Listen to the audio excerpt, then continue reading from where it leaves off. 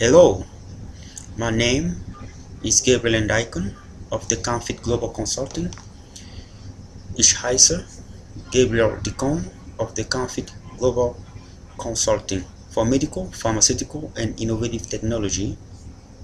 Mon nom est Gabriel Ndikon de la CMFIT Global et Consultation. Very much la charité médicale, pharmaceutique et l'innovation technologique. Abrévié CMFIT, consultation globale, global consulting, call like that. Este Gabriel Ndikon of the Charity Medical Foundation and International Trade Incorporated. Hello, ¿cómo está? Señor, señorita, señora, dear listener, bienvenido, bienvenido, welcome, and bienvenue. I always do this presentation weekly because of my company, my non-profit organization that I founded and created with the help of God, Elohim, El-Leon, God, that's his true name, El-Leon, Elohim Yahweh, back in 2007. So today topic will be the power of man's heart. The power of man's heart. I'll be using the sequence logic of divine prospections into the topic. I'm also going to be using the methodological point of view of creations from the alpha point of view to the omega point of view. I mean that from the A to the Z. And I will link it into the metaphysical interpretation of life translations as it transcribes in our lives. And I'm also going to be talking about web genetics and his beginning as one of the first organizations here in the United States talking about that new medicines of the future. Without further ado, I would like to say thank you, shalom, salam, for everyone with peace. I have no hecklism against anyone, and I am poised to have a conversation with anyone who wanted to have a conversation with me. I know not anyone around. I do not relate to people who don't have a certain vision that I have. I might be living where I live, but I do not mean that that's where I belong. There's a big difference between the reality and the way a person perceives life. Okay, so I don't want people to be confused. You might be my neighbor, but it do not mean that we see things the same way. People end up in places based on circumstances. If there were no circumstances in life, everybody will want to be where he want to be.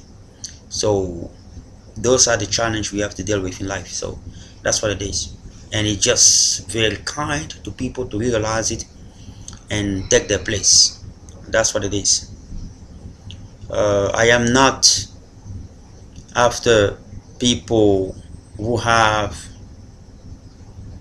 who believe that they're better because they have a job or whatever they think they have, or a better job than I am more satisfied with what I do and the job that I do with my company, working as consulting and earning whatever I earn. The most important thing is about doing what you love. Do not become work anymore. It become a lobby. Okay, that's the big difference between doing what you love and doing what you do not love because you want to have an earning. You can still have an earning by doing what you love.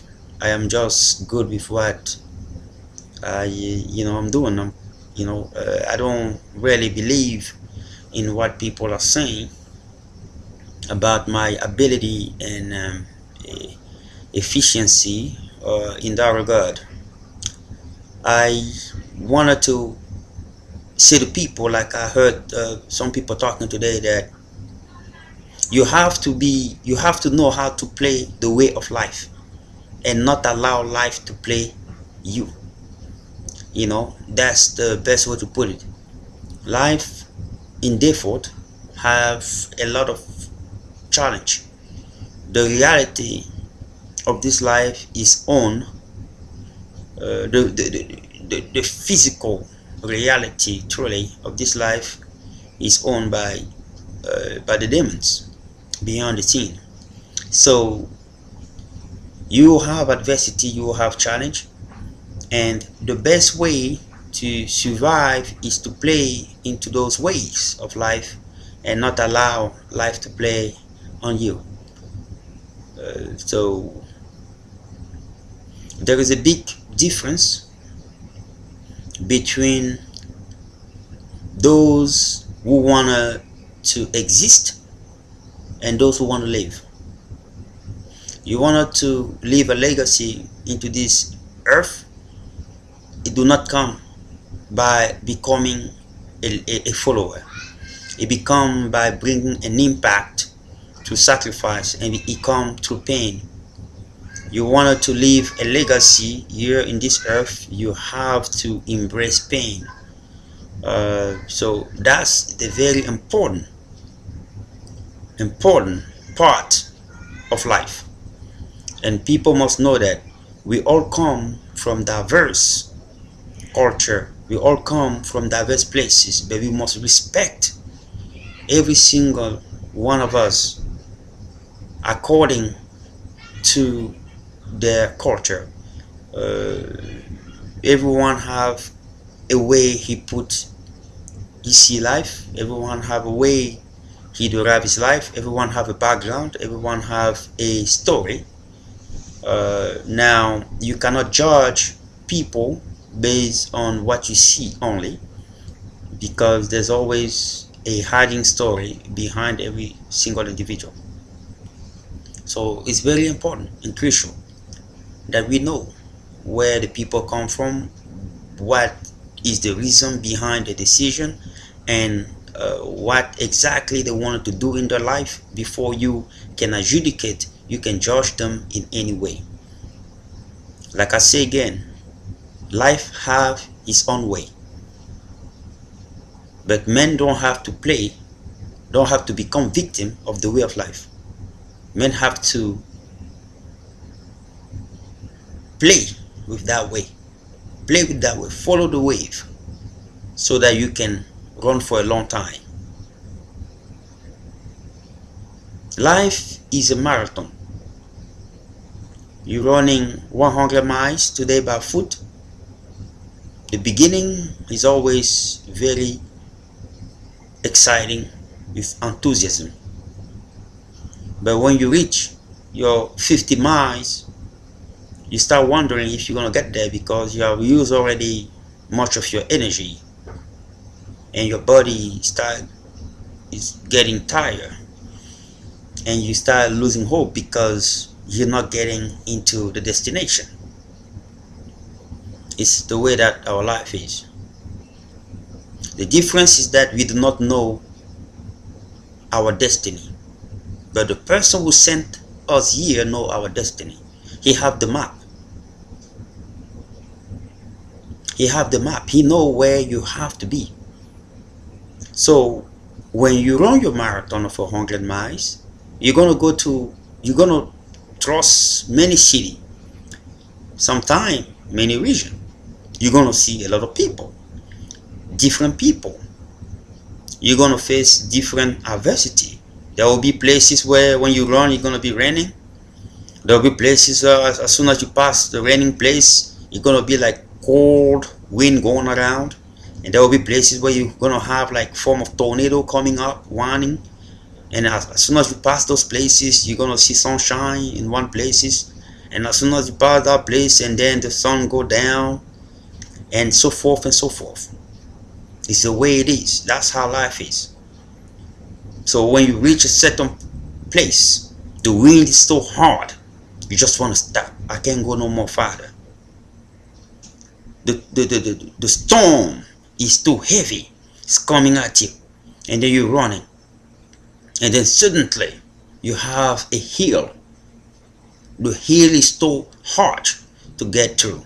It's the way our life is. You start facing difficulty and challenges that are so hard that you don't know if you're going to overcome, but you keep going. You still don't know if you're going to get there because you cannot see the end. It's the same thing with life. God have the map. We do not have the map.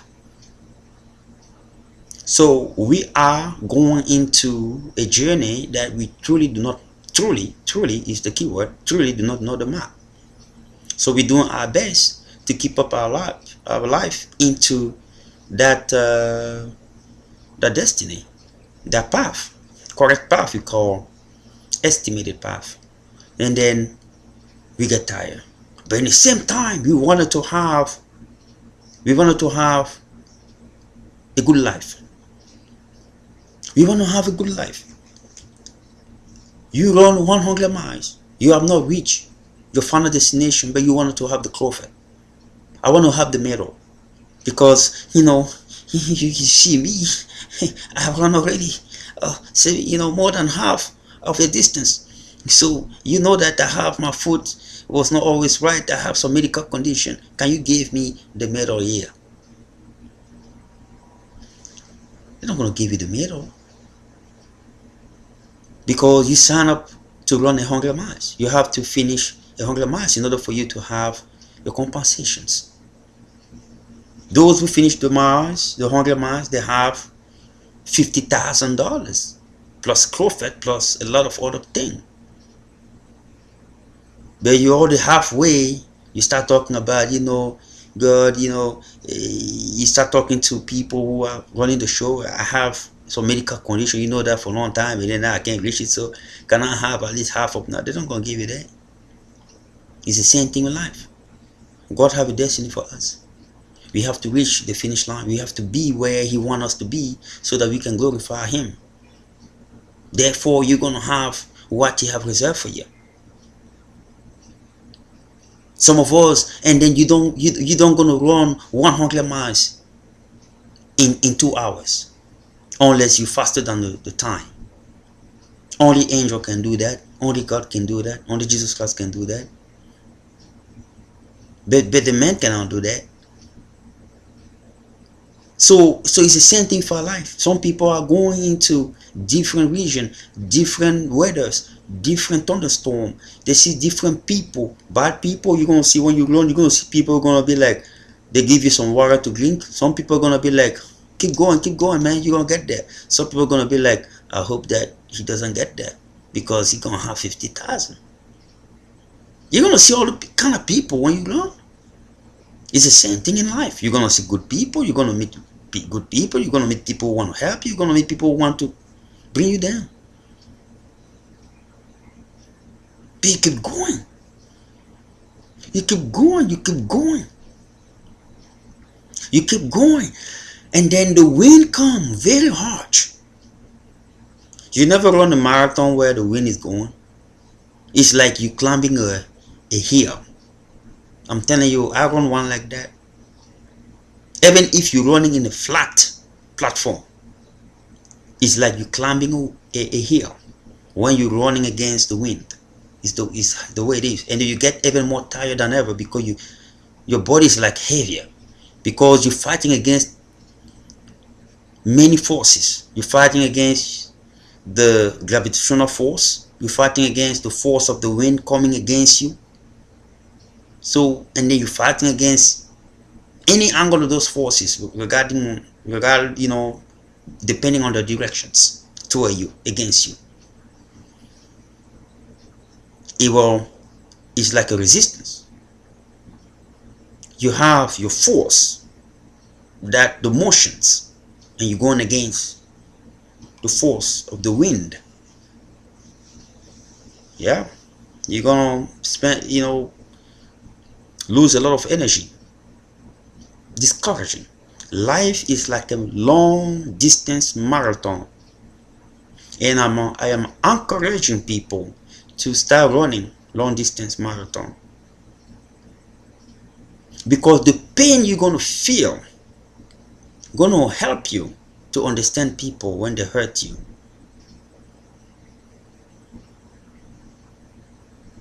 When you run a long distance marathon, I'm not talking about somebody who run, who stop and run. You run. Everyone, you want to stop. You say to your body, "I keep going." The body will not die.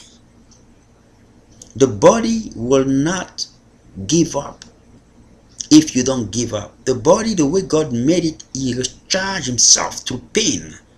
But you have to give that command by pushing. I'm not saying to a person who have a medical condition to keep pushing. There's a big difference. If you have a medical condition, you have to go according to your medical condition. I'm talking about somebody who is good, who never have a serious medical problem, to keep pushing, because they will realize that it was fear that was making them not to go forward. God made the body to sustain even when your mantle is not ready to press forward, because of fear. You have to keep in faith to do that. That's the way life is. In life, you gotta face challenges. Like my situations, like I do with the business that I'm running. I face challenges in adversity. I moved to different places, different communities. I have seen many people. I have seen many people who hurt me, many people who don't like me, many people who want me for them, but I keep going.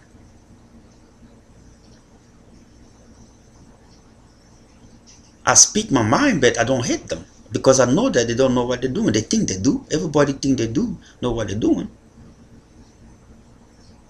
We all do. I mean, unless you have the consciousness of fearing God, the one who created you, you start fearing Him, not because He's a monster, but because He's a God of justice, or rational justice, that have put in place a code in the universe that balances everything. When you know that, you're going to start fearing, because I do this. Somehow, even if I don't pay this off, my generation will pay it off. When you start thinking like that, you're going to start acting well against people. It's not somebody cursing at you. It's just somebody telling you the truth, how the universe functions. It is just very simple. People must know it. If you hurt people, I don't care if you believe in God or you don't believe in God. You have to know that if you don't pay that in this earth, in your existence, your generation will pay that. There's no option. It's just the way it is. I'm not saying this because of anger.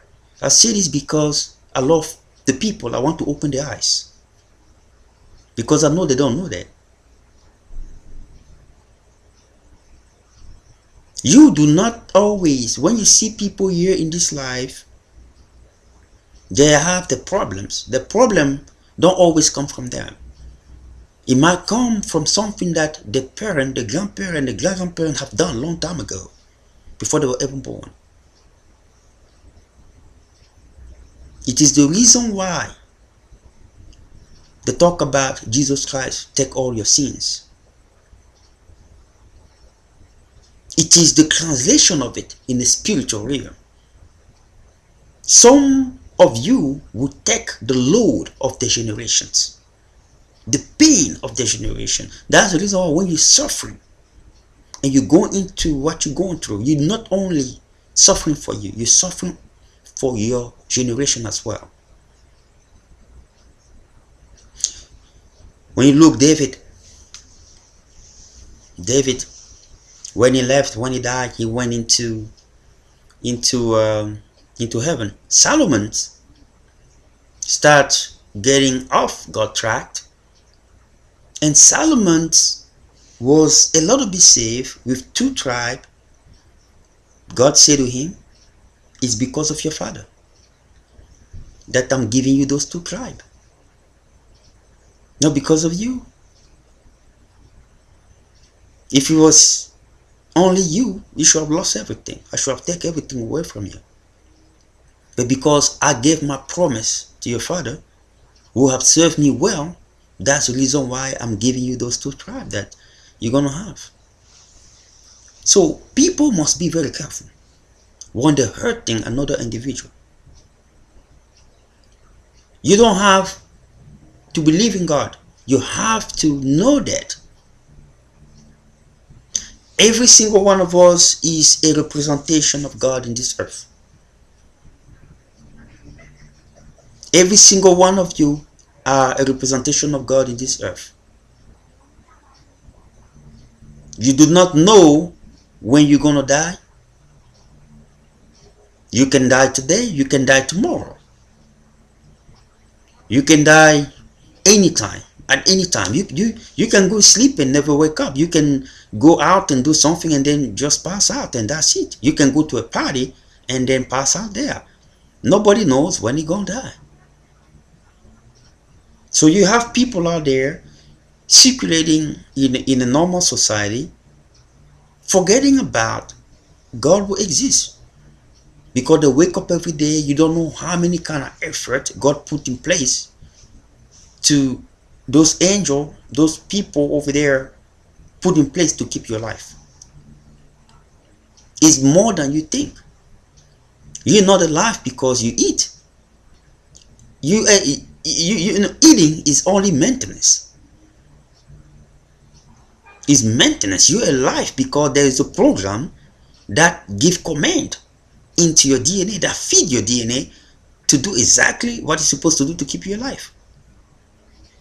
And that command do not come from your meta-DNA, it comes from the phantom DNA. It comes from the meta-DNA that's not seen by eyes, in optical eyes. So you have to start thinking well. We are all alike God. Either you yellow, black, red, Asian, Indian, whatever color you are, or Japanese, or from whatever region, whatever language you speak, or you dark, or you red, or you blue, or whatever, you are alike God. That's the reason why you cannot look God in the face truly, in his normal form, because you will not be able to conceive what you'll be seeing. He is the combination of everything that you have ever seen. Living being, human. Because his beauty will be, when you see it, it's like you're seeing every human being that have ever existed, from the beginning to the present time into the end, infinite time. When he speaks, his voice is the combination of every single person's voice that you have ever heard. So his voice is like the higher voice, the voice of every single person combined. And how it's done? Based on frequency and sound. They're going to explain it to you. It's not magical. You can take a frequency of this sound, acoustic sound, take a frequency of this acoustic sound and put them together and form one frequency, and that frequency is kind of higher than Bob's frequency. God have a frequency that is unique to him because he's the one who created every single frequency. It's like a song. The song have step and step. that all combined together, it gives you a final setting. So when he created, he's creating every single individual and creating and will create every single individual. He gives that individual a specific voice with a specific sound wave and frequency that he takes from his sound wave and frequency. It's just a portion of it. And that's what you have. Every single person, your kid, your grandkid, they all of them. So when you see them, they're all representation of God. Every single one of them. You see the faces, they are all representation of God. Like I told you, when you look at God, you see all. That's why you cannot look at him. First of all, you can't even see his face because his face is brighter light, so you can't even see it. But when you look deeper, if you have the ability, if he allow you to do that, because he can do that, you will be able to see what I'm talking about here. You see the faces of many people. His beauty will be like the beauty of overall that you have never seen. Women even more beautiful than women. I mean, beautiful than men.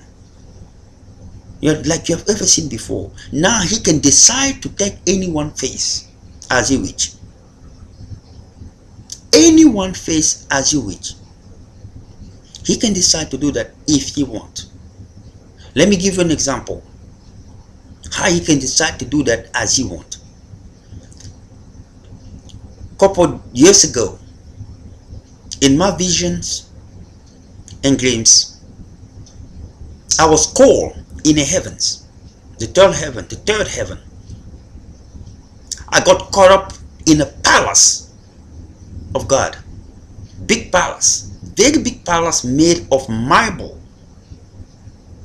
You mean marble? You see, big palace. I was caught up and I was accompanied by angels flowing. They was escorting me. Those two angels escorting me. So now it was like a presidential place, very cute place. And what I saw when I came, I saw three beings having a conversations from a distance, and those two angels stopped in position like they were there to serve. They were like steward, like serving, like people serving in high palaces like White House and stuff like that. So they stopped in a certain position and they told me to go forward. So as I was going through, the one facing me was Jesus Christ. I recognized him. But the one that have his back turned against me was God. But his head was made of light. And I saw another being, the Holy Spirit. So they were there talking privately. So when I came, I was coming close. Jesus Christ was leaving. And he said hi to me, he was leaving.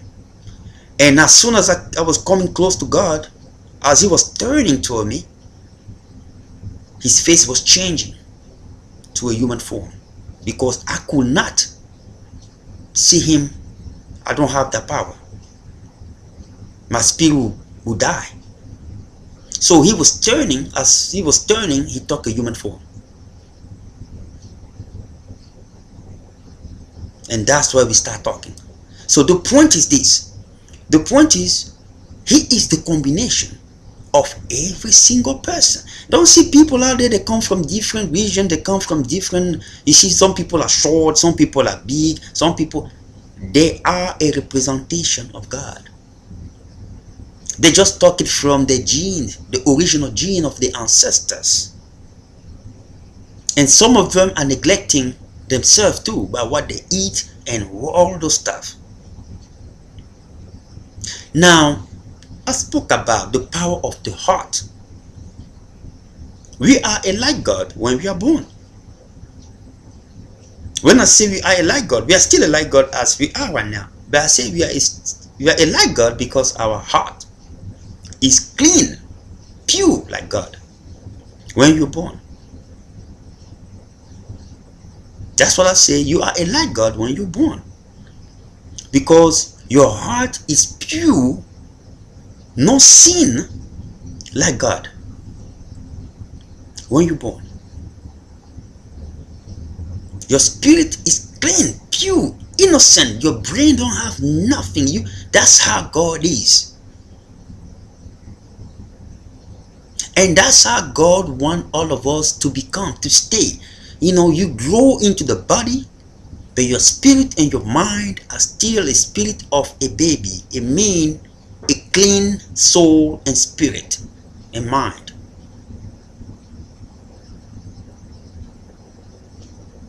So what God did through his spiritual medicines and spiritual technology and advanced knowledge, he have combinations of people that come from his settings, morphological settings, and every single one of us have part of him, his character. You see those singers or character is part of God's character.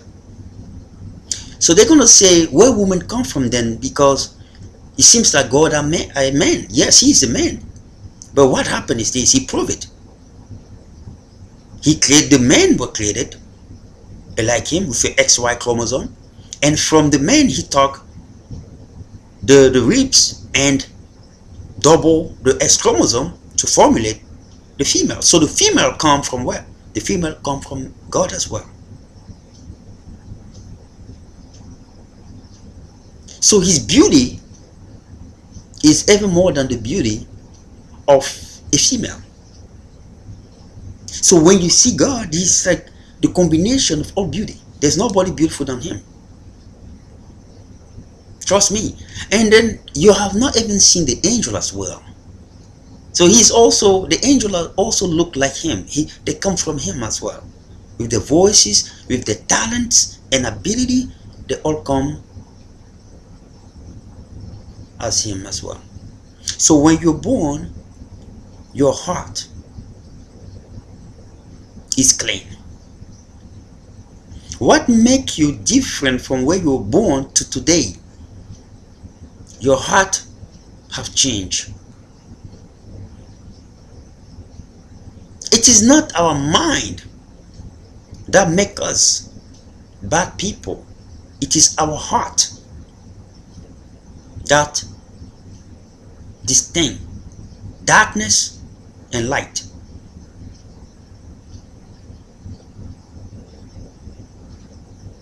True story. A man, he used to be a very bad man. He used to be a killer. And one day, he used to be a killer. That's how he was making his living. He was working for people to go and do the mafia stuff. So one day he went to the hospital, and the doctor told him that he have a very advanced heart disease. He doesn't have enough time to live. He need to have an implant or he gonna die. Now, by chance, he received a heart. And when he received a heart, by the order of God, I can say, because God always used people like him. He transformed the energy they have to do bad into do good, like he did to Saul. Saul have the energy to destroy Christian. Why? Not because he was a sad man, he was a mad man, because he was a steward, he was a scholar of the Judaic school, and he was confused between the new revelation of Christ and what he's studying in school and what is part of the culture. He was trying to find, what is it? It seemed to be true, but it cannot be, because that's not what we're seeing here.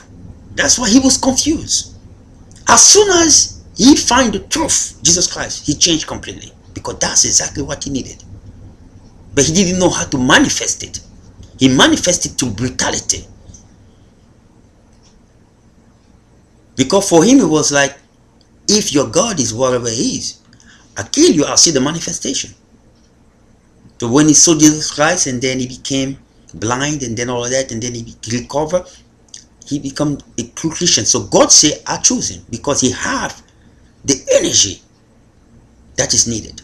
And God was right, like always. He had no fear. When he became Christian, he was doing the opposite. It means that he was fearless, speaking the word of Christ and God, like when he was persecuting Christians. He went inside the synagogue and started talking about Jesus Christ. Nobody has never done that before. So the man received a new heart. When he received a new heart, his life changed. They sent him to do another execution killing. He was not able to do that. He was not able to do that. With his whole heart, he didn't hesitate. He was very good, very quick, and that's it. Even if it's a distance shooting, he take you out. But with the new heart, he could not go ahead. He wanted to do it, but there was something. He could not understand it. And somehow, he started saying he wanted to save those people instead of killing those people. So every time they was sending him to kill, he was coming out like he killed them and get the money. With that money, he went and purchased a small city and start hiding those people there. He could not understand what was going on. So he started digging the life of the person who gave him a new heart. He started digging. What's going on? I have changed. People cannot believe it.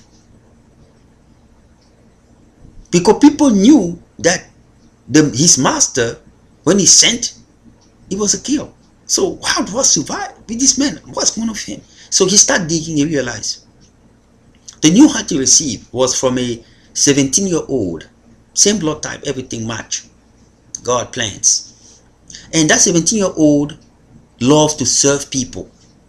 He loved to always help people into the situation, delivering food to people, volunteering for stuff into homeless places. He started realizing exactly what it is. The heart that we have is what differentiates us. It's not our thought. Our heart sends a signal to our thought to do bad. It is our heart. It's not our thought, my friend. It is our heart.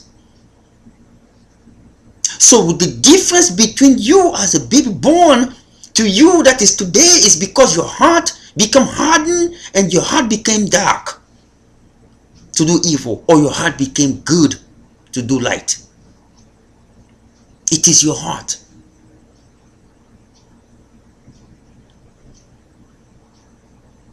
And you will see Jesus Christ staying in the heaven and say, man, with the hardening of the heart. They will say that over and over again because it is a problem. The thought is not the problem. Our heart is the problem.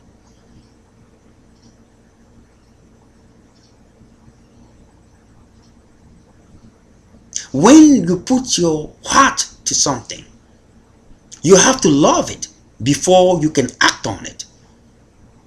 You have to agree to do it before you can act on it. It's all come from your heart. But your heart have to sequence what is good or not.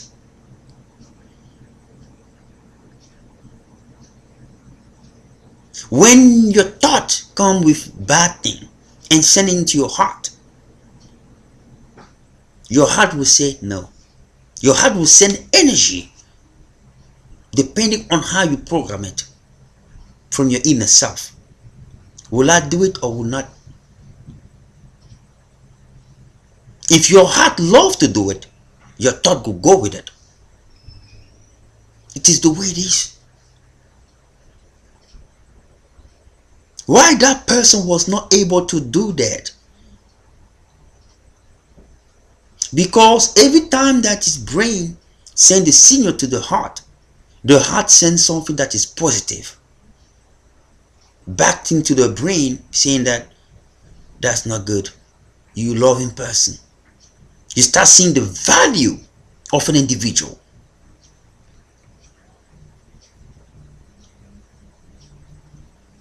So we must start becoming good loving people and asking God to give you a new heart. That's why you see people, give me a new heart. God can change the heart that you have to a better heart. Matter of fact, people will have spiritual eyes that God gave them. The way that the angel sees you. They look at you in a distance. They look at you in a distance. If I can drink my toxin-free water.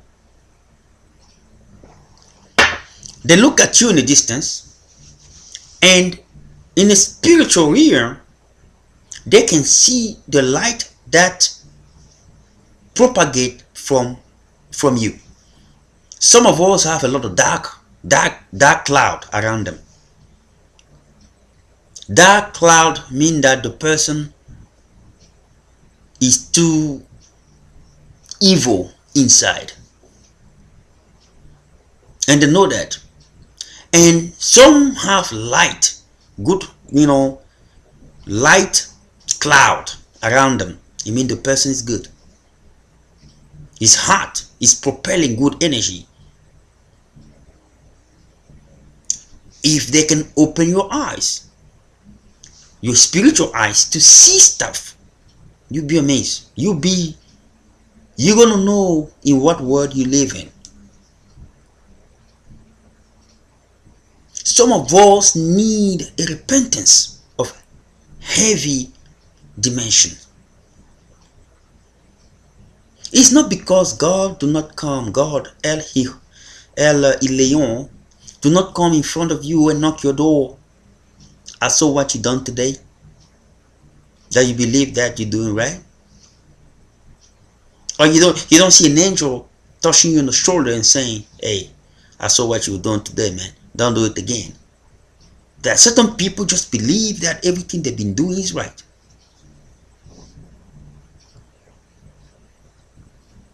I don't want people to be confused about that. That's not the job. The job is to speak to you spiritually. You're the one who have to build awareness of your spiritual existence, so you can start listening into that true voice.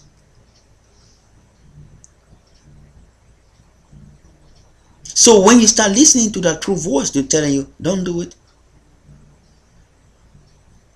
And it come one time. And when it come one time, it do not repeat itself. And then it goes away. And then you have another voice that is in there telling you, do it, do it, do it. That is the evil voice. Because the evil voice is like a container that is big, but it is empty inside.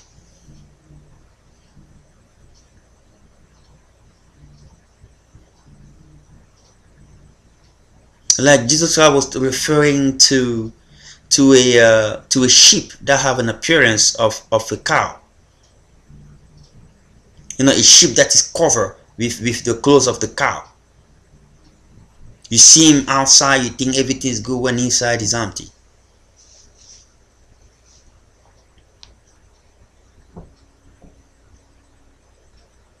I want people to know. You might come from a different religion, you might come from a different culture, you have had experiences with your ancestors. You believe in ancestral culture and practices.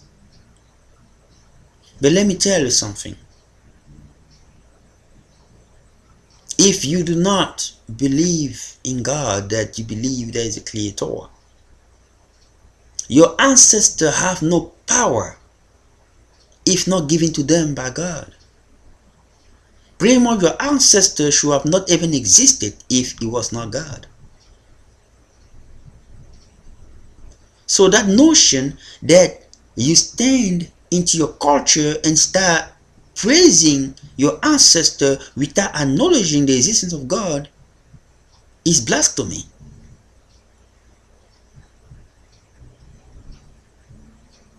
And is a curse into the generations. Because God is the one who gives the blessings, not men.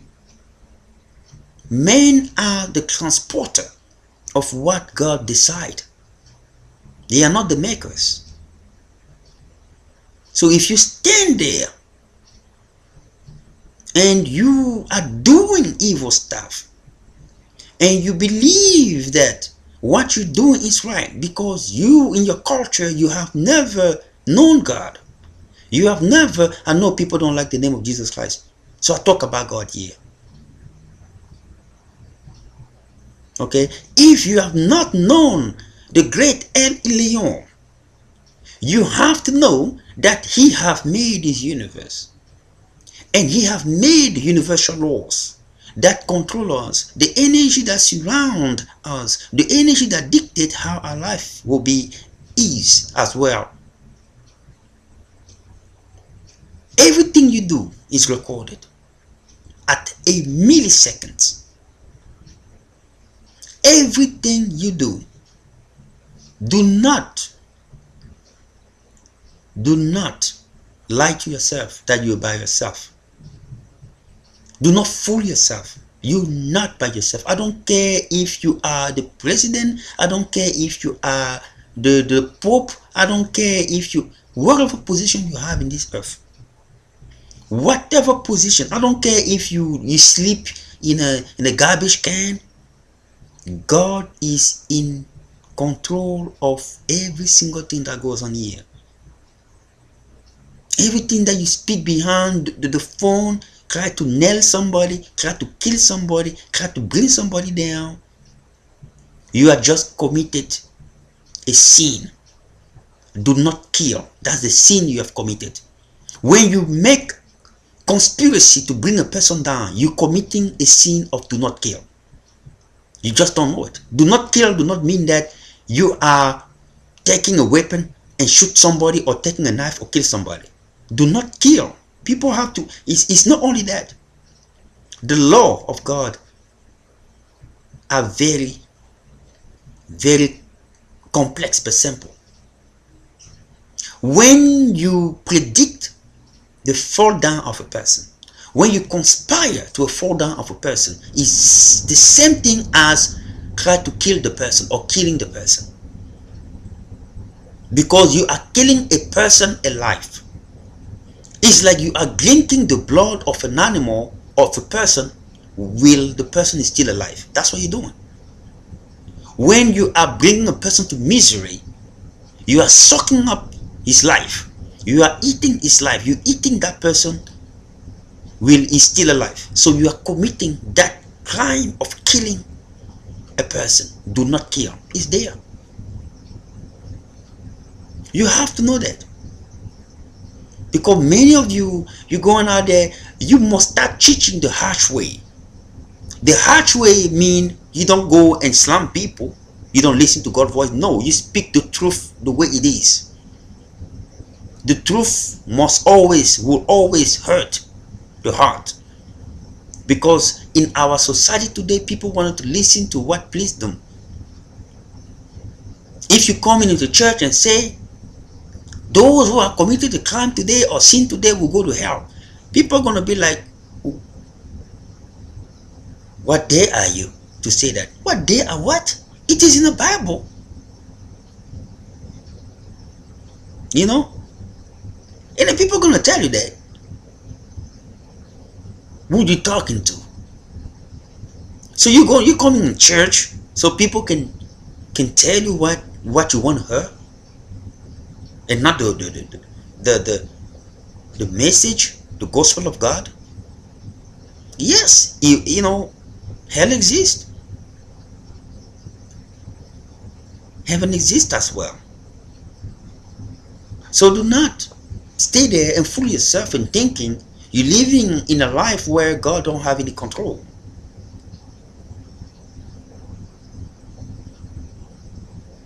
I sit here and I saw people and I see how the life is, how you people wanted to conspire to hurt people.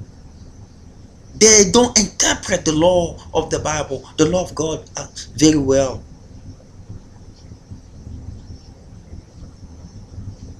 When you conspire against a person, to bring a person down, to block a person to progress, you are eating the flesh of that person while the person is alive.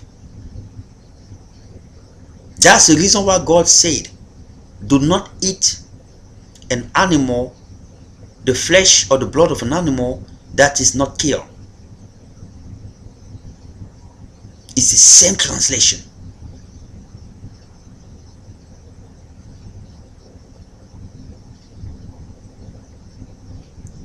So, or they're talking about flesh, blood. Do not eat it. Do not drink it. With God, you don't. But in many practices with Lucifer, many people do that. It's the same thing. When they do those rituals, it's because they're putting spell on people to suck up other people blessings and luck. That's what they do.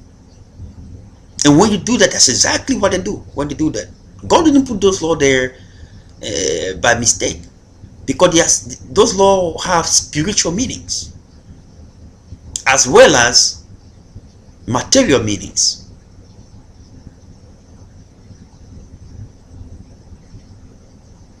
You planning a fall down of a person, you are committing that sin right there.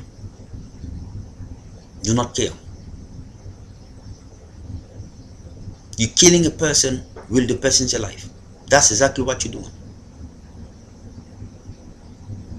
And you will be found responsible for it at the end of your time, as dictated by God here on earth. Because what goes on is that when your time comes, even if you have lived 100 years,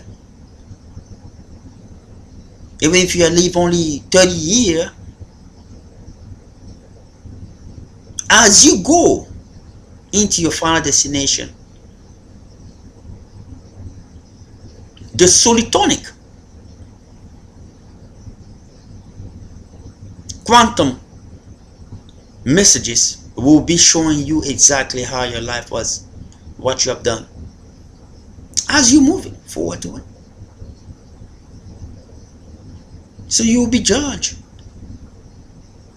You will assess yourself, what you have done, as you are in that infinite knowledge to distinguish what is wrong, right there. So you know that I was very bad, or I was about there, or I was good by yourself. Because God did it that way because He doesn't want people to think that He's the one who send them to heaven or hell. That's why He did that way. It means when you see what you have done, when you know the truth, as you are traveling into that three-dimensional spiral solitonic pathway, that cylinder of light that will bring you into your destination, you will be able to see holographic video, three-dimensional shape of every single thing that you have ever done into this life from the time it's gonna start when you were born. May you see, you'll never seen where you were born, but you will see that there. From where you were born to where you are walking, to where you have consciousness, to start thinking what is right and wrong. And from there up, you see what you have done wrong, the decision you have made, and everything, good thing you have done, bad thing you have done, everything will be shown to you as you're moving forward into your destination. As God already made his decision, because they already seen it.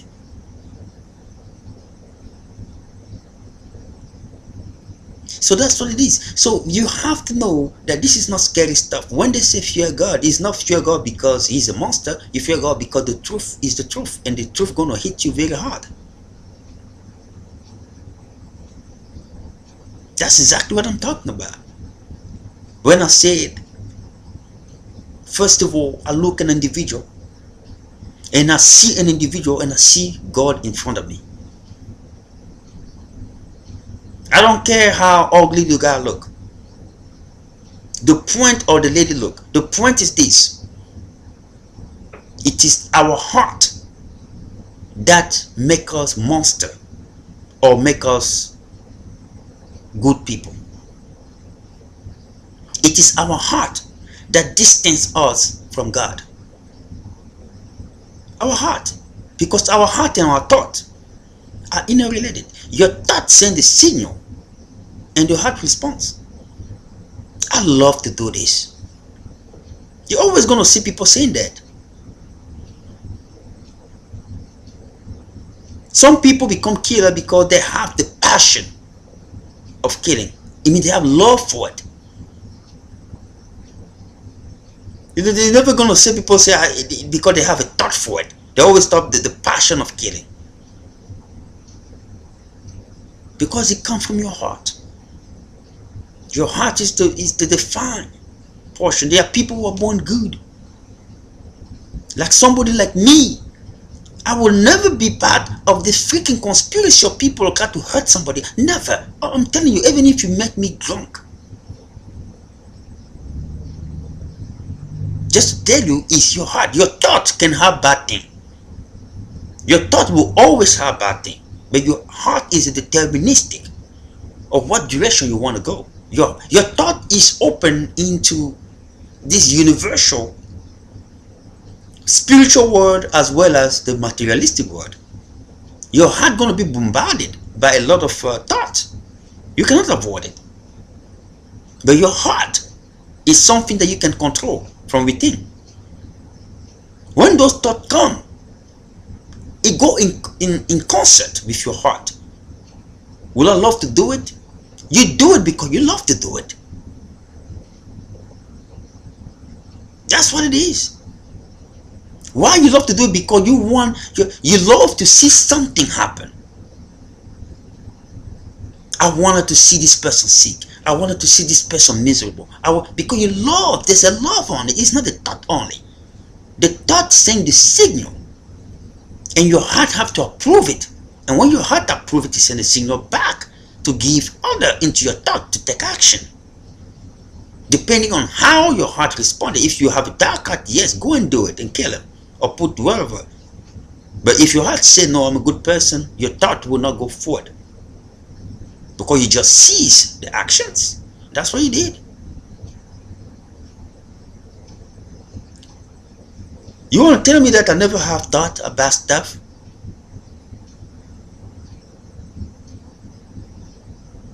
Oh man, this lady look good. You're gonna have that.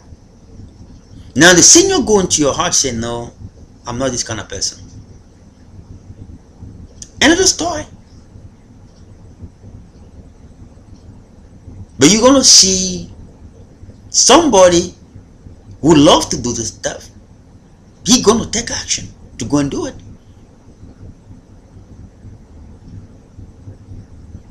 I love to see this, I love to see that.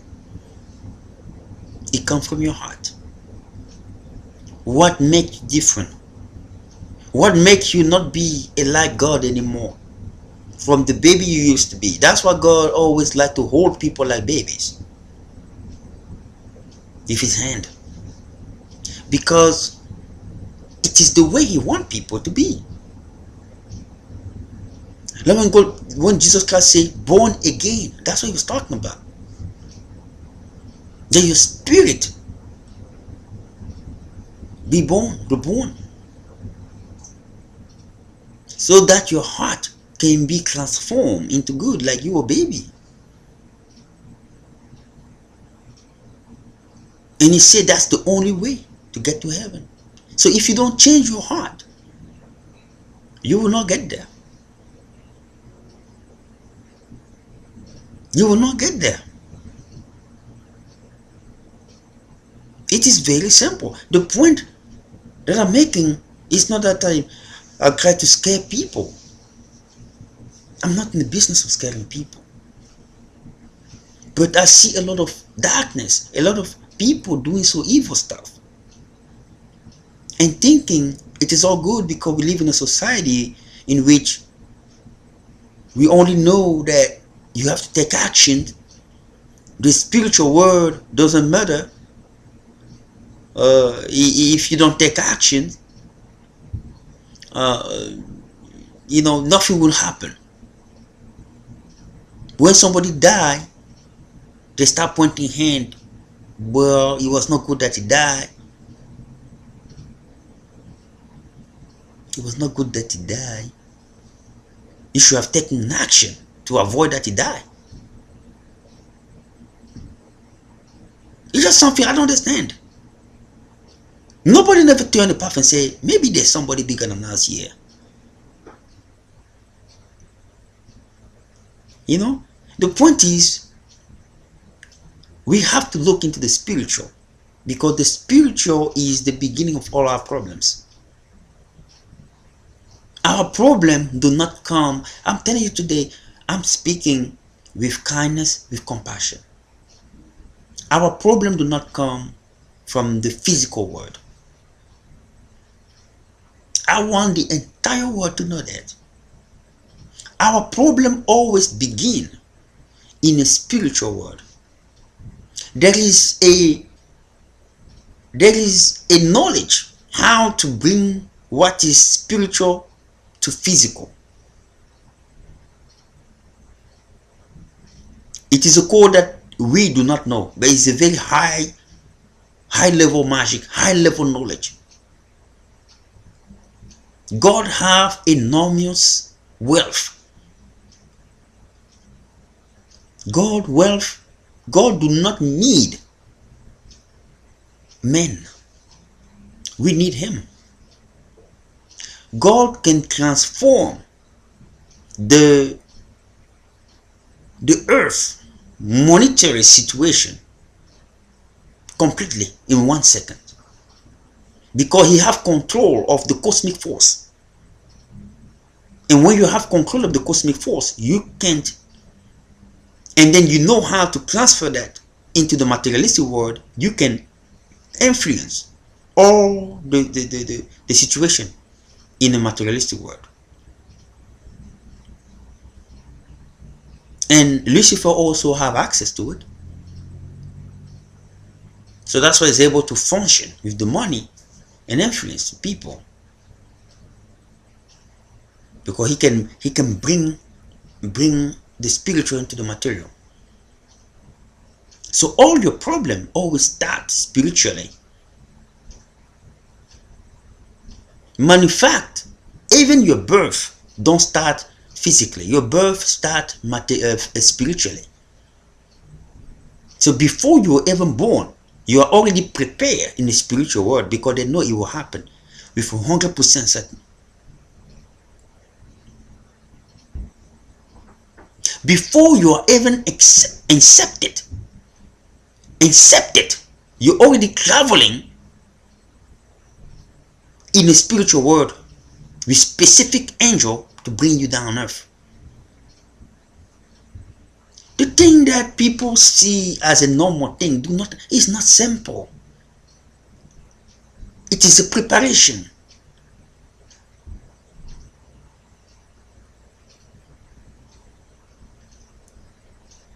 So It is a very high knowledge today that I bring to people, that those who have access to that knowledge can bring what is spiritual into the material.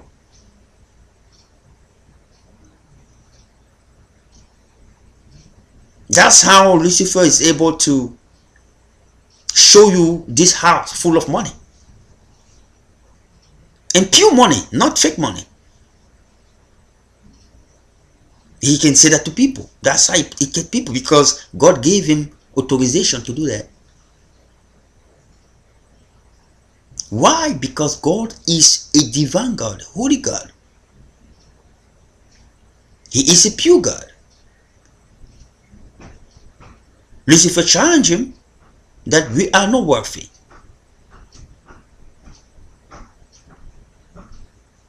So he let Lucifer to challenge us, to prove that we are worthy, that we can make decision. God gave us decision options. We can make our own choice. That's where we become very crazy. Some of us start doing things that are not right, and that's how our heart start darkening, and we start having those envy, bad thoughts, and those are sins, those are transgressions that are not good for our spiritual well-being.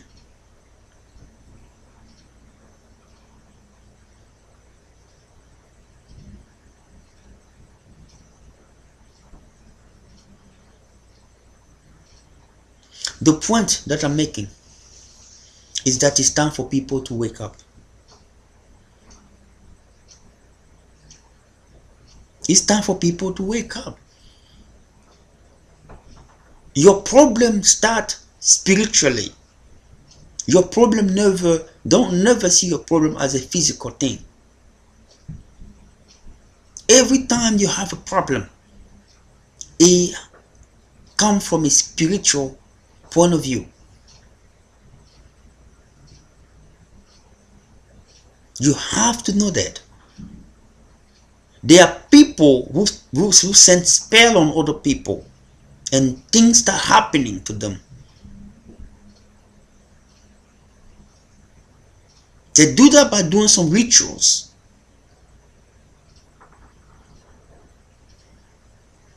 And they want you to believe that it's somebody else who has done it to you. That's how they do.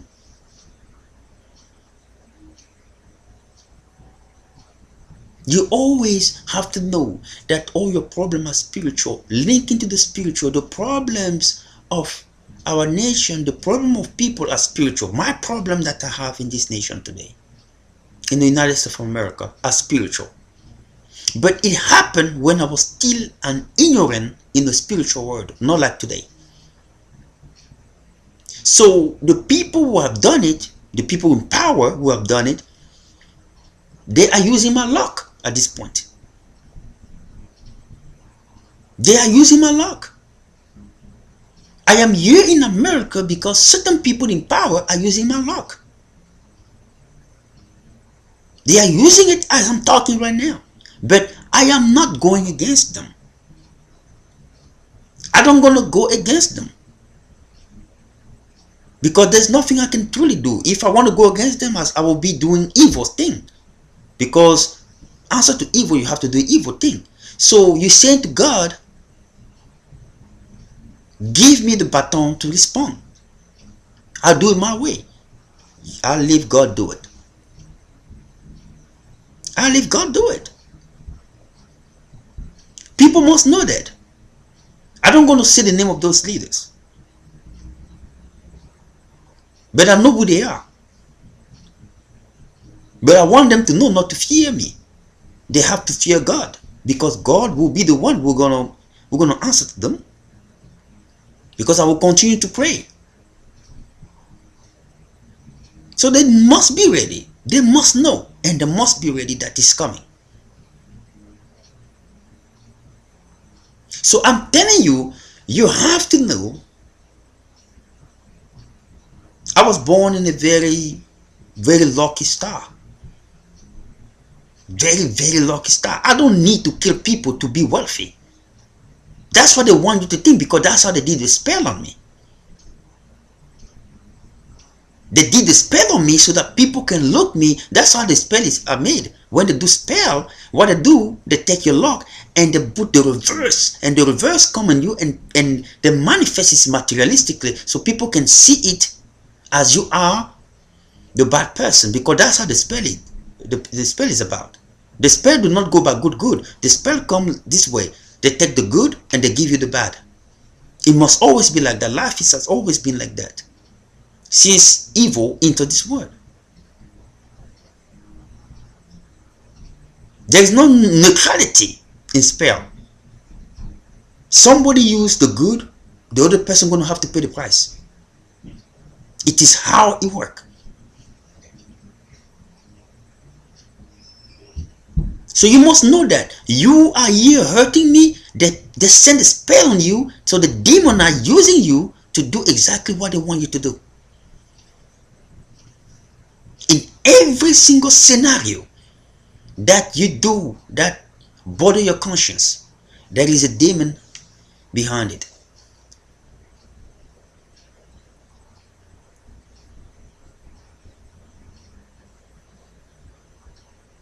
Everything that I do, everything that I have done in this country is not going through.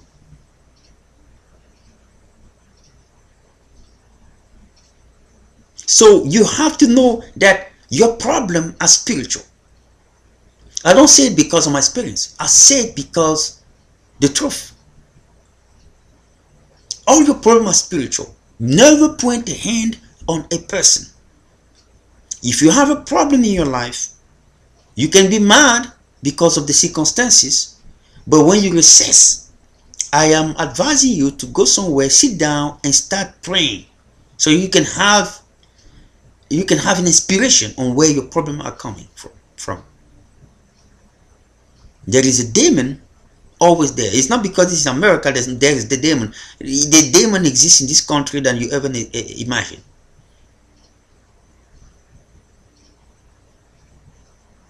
You do not see because the blade. No. The demon here, in a degree that you have no clue. They live here. Lucifer is after the blessed nations. His house is here in our nations, because he follow God where God go to challenge. His presence is mostly here.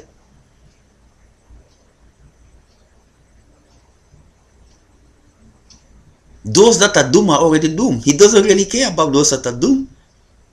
Those that have the possibility to help those that are doomed are the ones that he have to control more. That's the name of the game.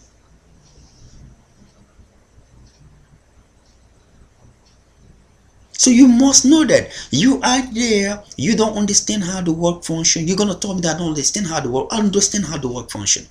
I just don't want that to be that way, because I know that's not the right way. You see all the gun stuff, all the fighting stuff, all the killing. There are demons behind it. Why? Because people are less spiritual. They are vulnerable into demons to enter the body and to do stuff.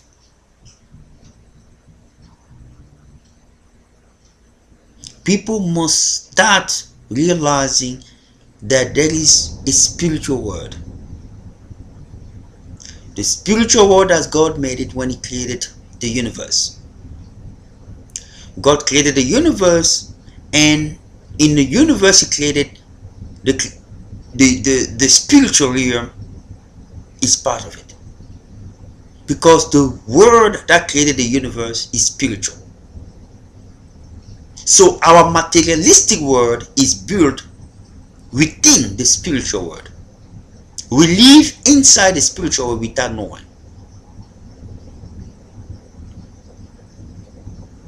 God who created and the Holy Spirit are not normal human beings.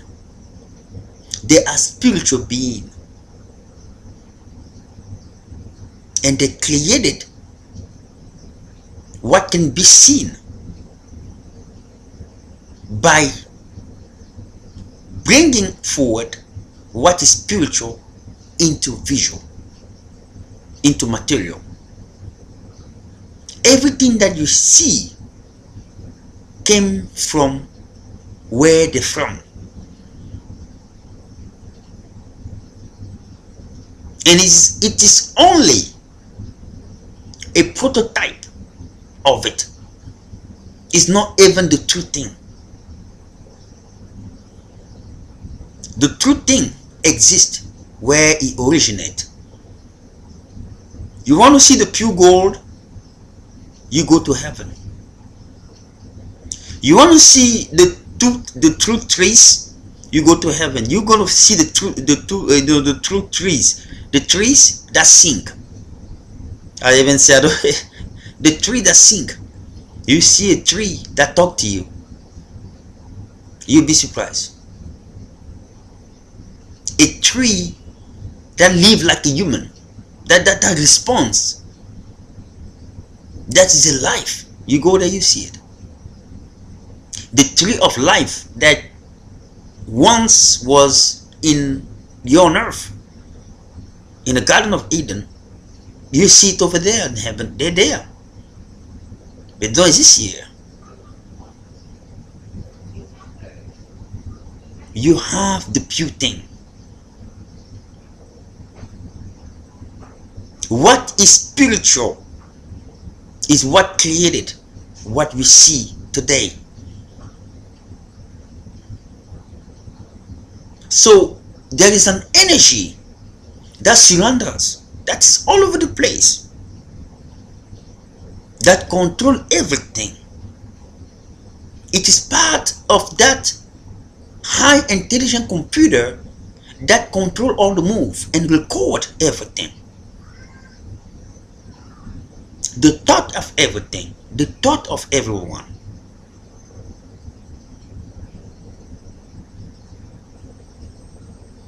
It is where God created his materialistic world that can be seen.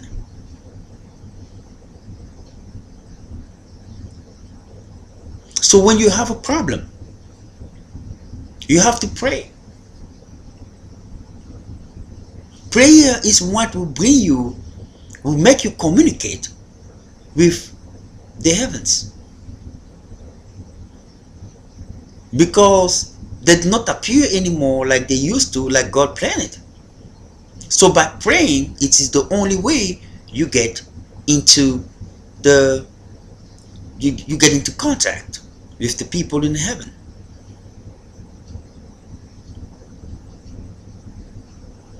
But in fact, I'm coming up with I'm working on an apps that will be able to tell you how the angel work, the schedule, what is the functionality, what is the prayer you have to do for every single angels, because they're there to help. People are going to say to me, what, they have not helped you? Well, I'm not mad on your question.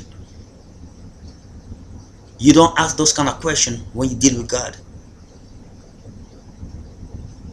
Because every single one of us have a different destiny.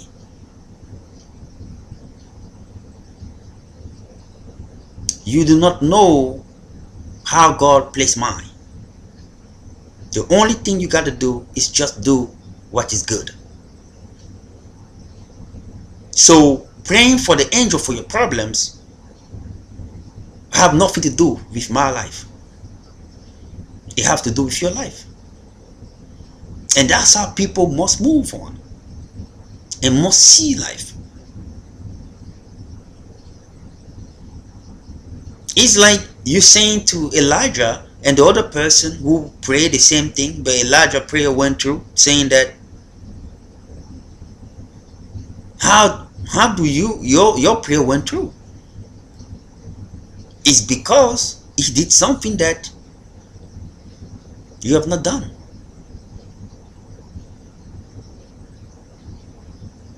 And we are all different. So your life is not my life is not his life, and his life is not your life. It's all different.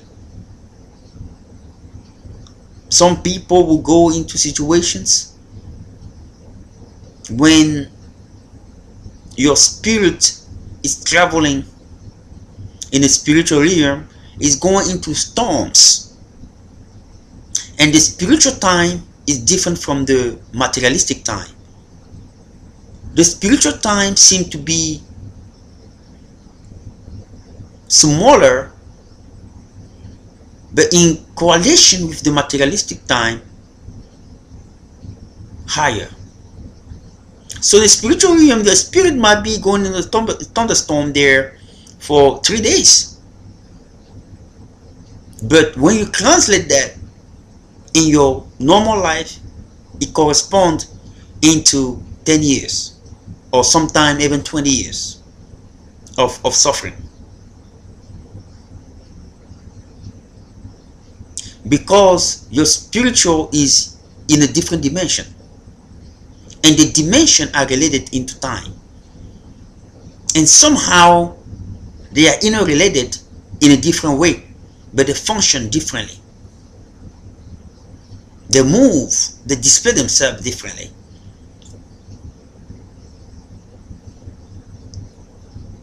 In places where time do not exist, you have different referential.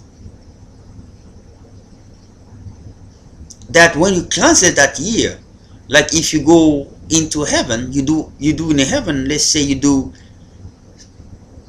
7 minutes in heaven. When you come back on earth, it's like you're gonna see the clock go 3 hours.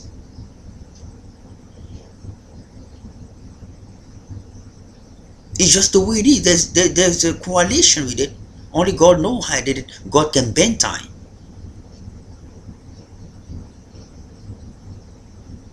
He can make time go faster.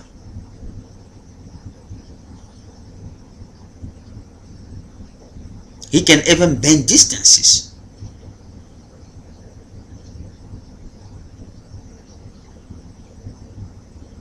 He can make you travel from here to a different continent in a matter of minutes.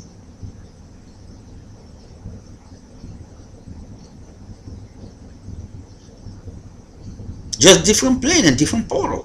It's just a high knowledge. So people more have to know all of this stuff. We just don't know what God, the kind of person we're dealing with. People must start learning who God is. You do not live because you eat, or because you sleep well, or because you have things that please you. You are alive because there is a higher power that makes you alive. I have studied it and I'm working on it, and that's why I'm requesting to this government to support me into my endeavor of wave genetics.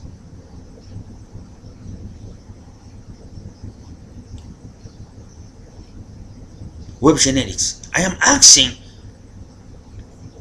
and before I go to wave genetics, I'm going to say something here. There is no forgiveness without pain. If you ever forgive and you have no pain, you have not forgiven. You are just a simple liar. It's very simple. If somebody come to you one day and say, I forgive you, but I have no pain, you told him you didn't forgive me. I don't care if he cut his hand, he have not forgiven you. Forgiveness will always come in a compromised fashion with your heart, because that's how you know you became a mature individual. When they beat Jesus Christ, they broke pretty much all his bones. Through that pain, he was able to say, Father, forgive them, they know not what they do. They know not what they do. That is a person that have a pure heart. Good one.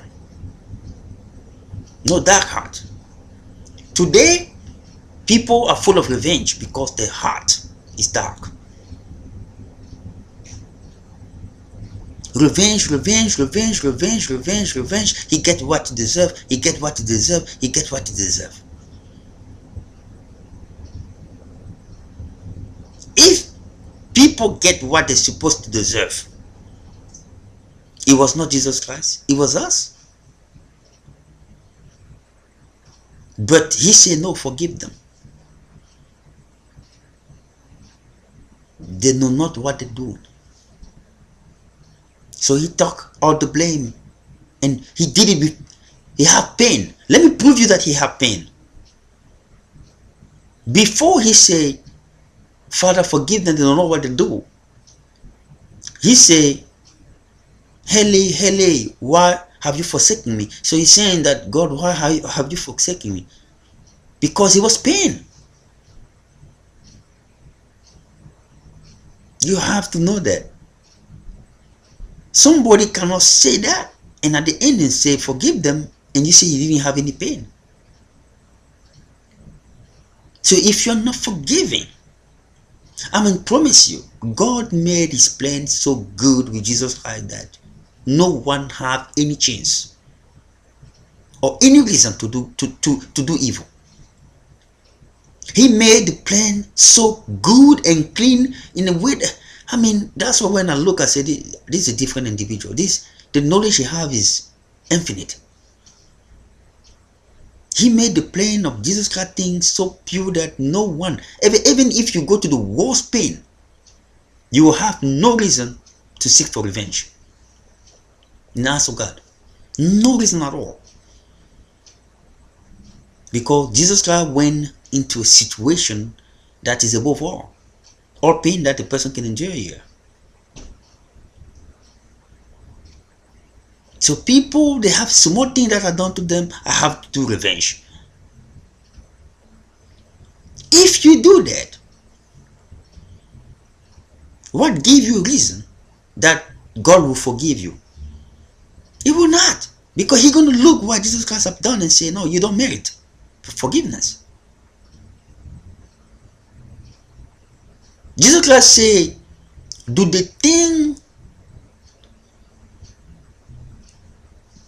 life not greater than the food you eat?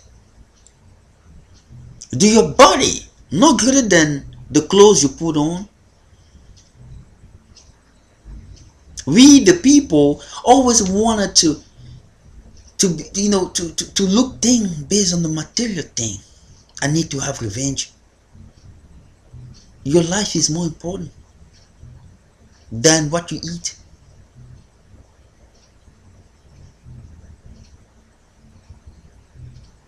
Because if God, who created you,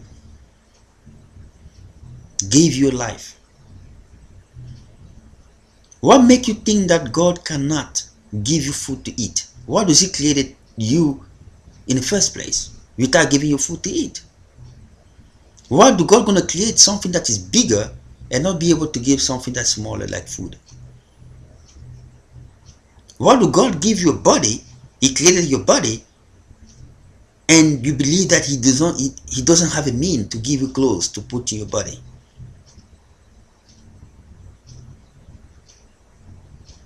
It's just a matter of faith here. You don't even have to have faith to understand this thing.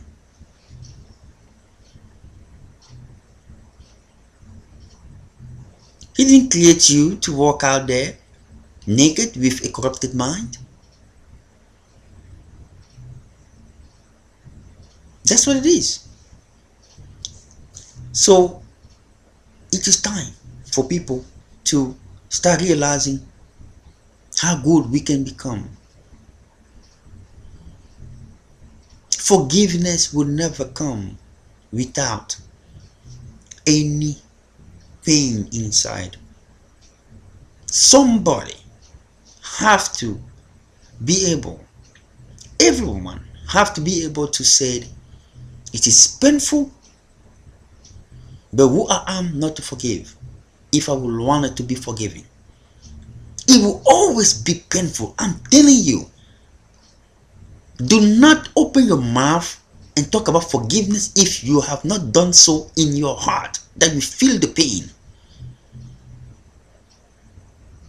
Because you will be vexing God. And if you watch the movie, God was very violent during those times. He have changed based on as the time goes. God was very responsive to dirty stuff. He was very responsive, because that's when I said to people, God created us like him. He have emotion. But his emotion is very big because he contained the entire universe. So if God get mad, the universe will shake. That's why he have advisors. He have 24 advisors. He have 12 in each side. They sit there like kings. They're like kings. They're there to advise him, because God have emotion. He created him, us like him. He have emotion. But his emotion is a high standard. It's perfect. God used to respond very harshly in the past against people who violate his law. Look, the movie, you're gonna say it's a movie. No, it's not. That movie is clean. Everyone who came and tempt his people. You can do all your dirty stuff away, but don't come close to. That's the reason why he never went against the Roman, because the Roman didn't want anything to do with Christianity. They just didn't want that in politics. But they were not coming in there and said, well, we wanted to be the member, but we want you to do this for us. They didn't have that time. That's the reason why God didn't worry about them. He knew time will solve it. But people were coming in and saying to Peter, this is what I have, but this is what I want back. They were lucky if they were alive. They were lucky. Because God didn't like people with such dark heart. You saw the movie. It's a series. You see how God manifests from the heaven, and then you see his anger go into those people, and they start dying.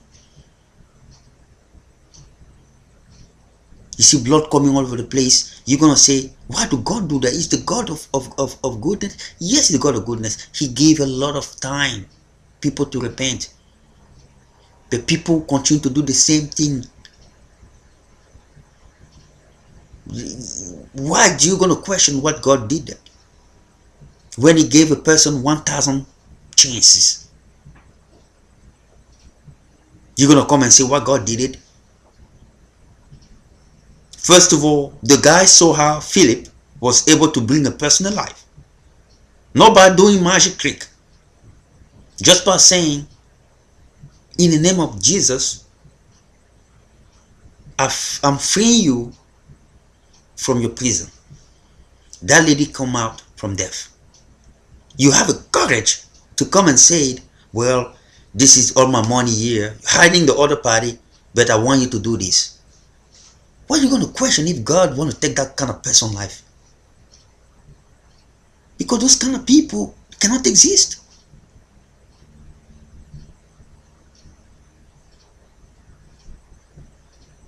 It is very, life is you can reason the way you want to reason, but God is always right. The person he saw how Philip had done it, suddenly he said he wanted to be baptized. They even baptized the dude. God gave him time.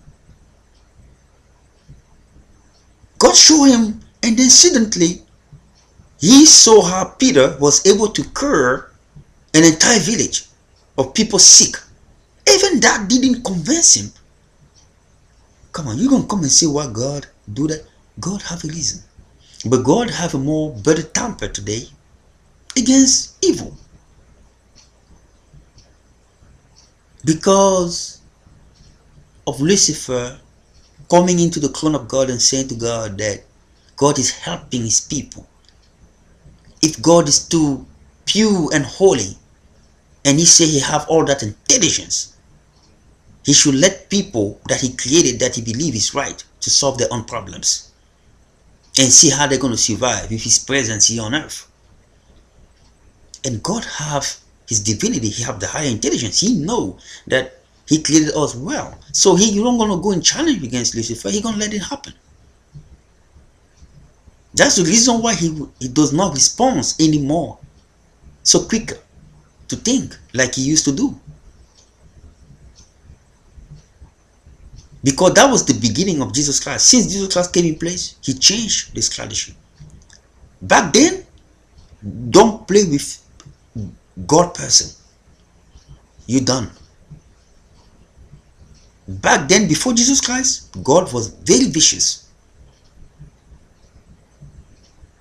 He was also good, but he was very vicious before Jesus Christ. Look the Bible. Read the Bible, you find out. But after Jesus Christ, he changed. In the beginning of the creation of Christianity, he was harsh as well, because he wanted a good foundation. But after that, he becomes softer as he passed the baton into Jesus Christ. Being beyond. So that's pretty much what he did. So for people sitting there doing evil and believing that God is not acting, it's because God have changed his strategy. He have the foundation he needed. And why? It is discovered as a discover. The fundamental of this earth, where God wanted to put it in the first place, when the first Adam was put in place, it was Christianity. God wanted Christianity since the beginning. Adam and Eve in Eden. That was Christianity God wanted to implement. It didn't work that way. This is the new thing I'm telling you. When God come and talk to me, he tell me stuff. God wanted to institute Christianity since the beginning. That was the way. I'm telling to people, do not fool yourself. Christianity is the way. At the end, it will be. I'm not saying that other religions are not. Other religions, such as Islam, Judaism, are all God inspired. But I'm saying the end will be Christianity. Why? Let me tell you. Christianity is not a religion. Christianity is a personal relationship between you and God through Jesus Christ. During the time of Adam and Eve, it was between man and God, because Jesus Christ was not part of the deal. But it was Christianity that he wanted to institute. Why? Because when you look, the entire map of the whole universe, the big universe that is composed of all the universe, the heaven, who's big more than stars, one star, propagate from its center throughout the entire universe in a cross distribution. His light propagate in a cross distribution. It means it forms a cross when you move throughout the entire universe. It is a symbolic power of the Holy Spirit itself. It is the way the Holy Spirit manifests. It has a power. It is how the heaven move around the universe. So Jesus Christ came to justify the fundamental of creation.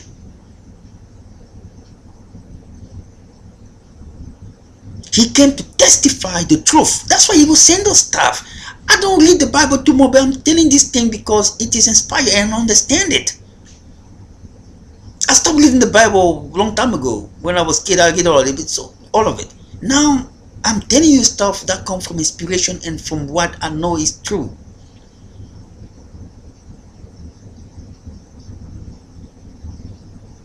That's what Jesus Christ said to you. I am the way, the life, and the truth.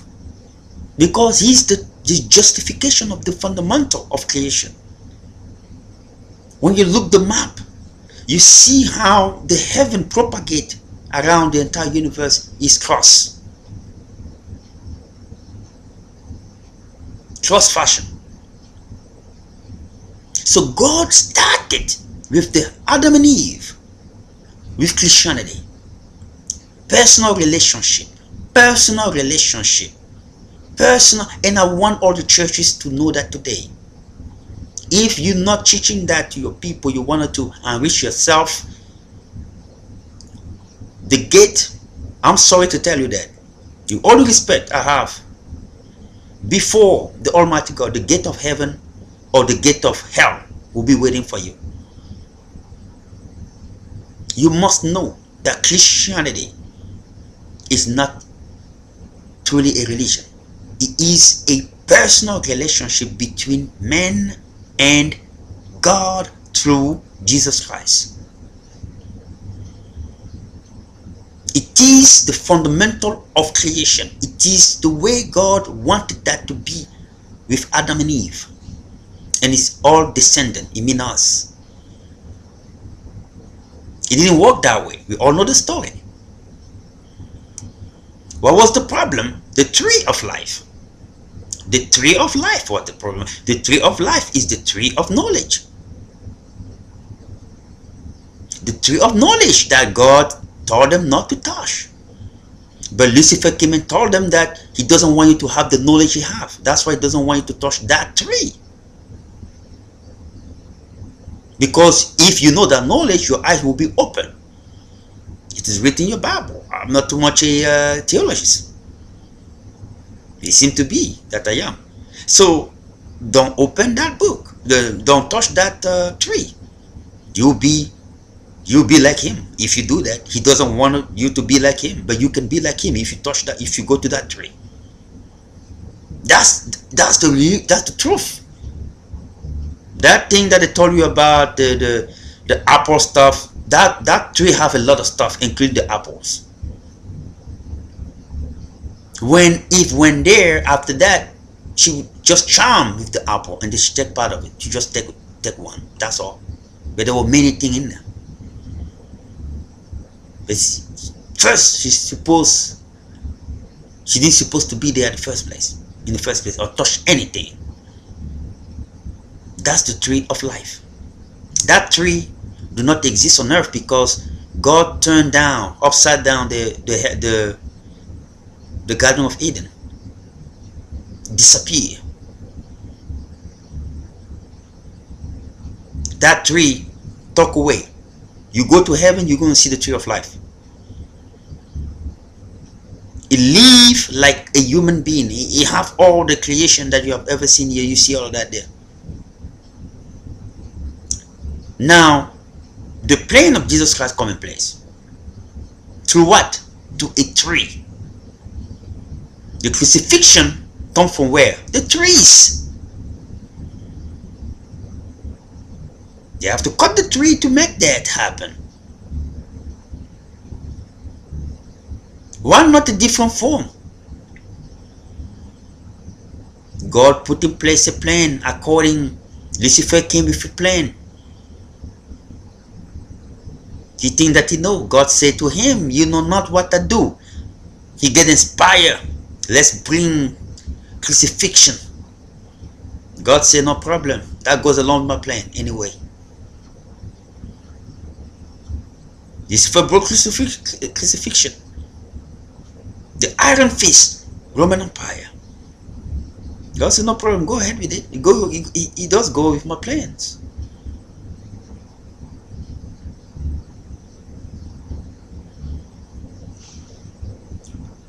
The wonderful woman will bear a seed that will crush the head of the dragons, of the serpents, the magician. Not the man. The sin originates from where? From a tree. The compensation and the deal is done through a tree. The life of a person. Jesus Christ became the tree of life on earth through the cross. That's why you're going to see some of the trusts, they have like a tree on it.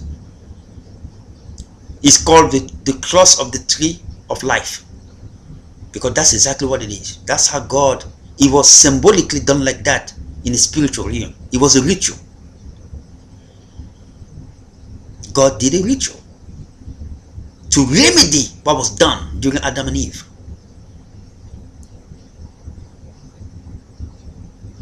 Now he is in good margin with Lucifer. It's balanced right now. That's what he wanted. Because before Christ, there was no balance. That's why God was very harsh.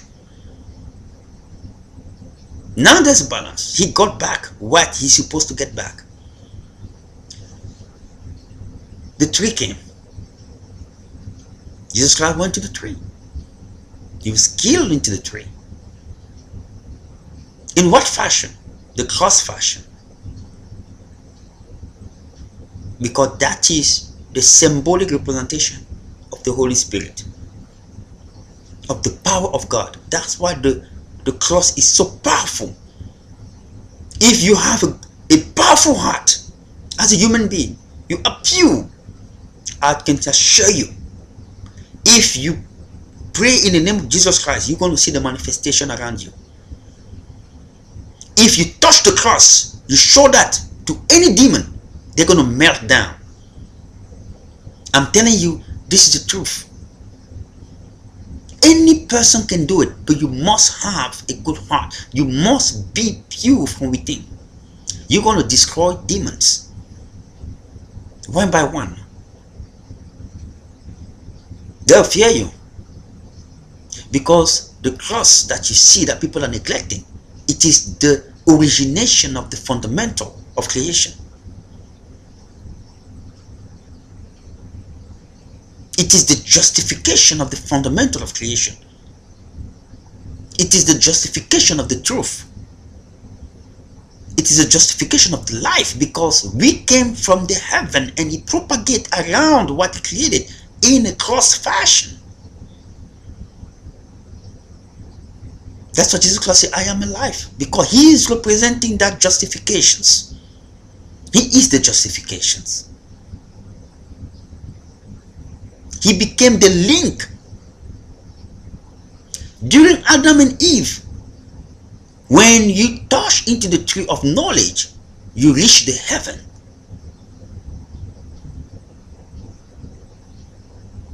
There was something more spiritual than what the Bible only said what was understandable by man, not to put stuff that are complicated there. Touching the tree of life will bring you close to heaven. Jesus Christ became the life within the tree. So through him, you get to heaven.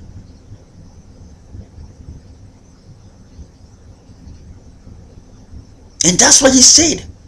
No one get into the Father except through me. That's why he's the link. That's why he died into the tree. It was a ritual. The death of Jesus Christ was a spiritual ritual as a remedy, as a response to what Lucifer did during Adam and Eve. It was a response.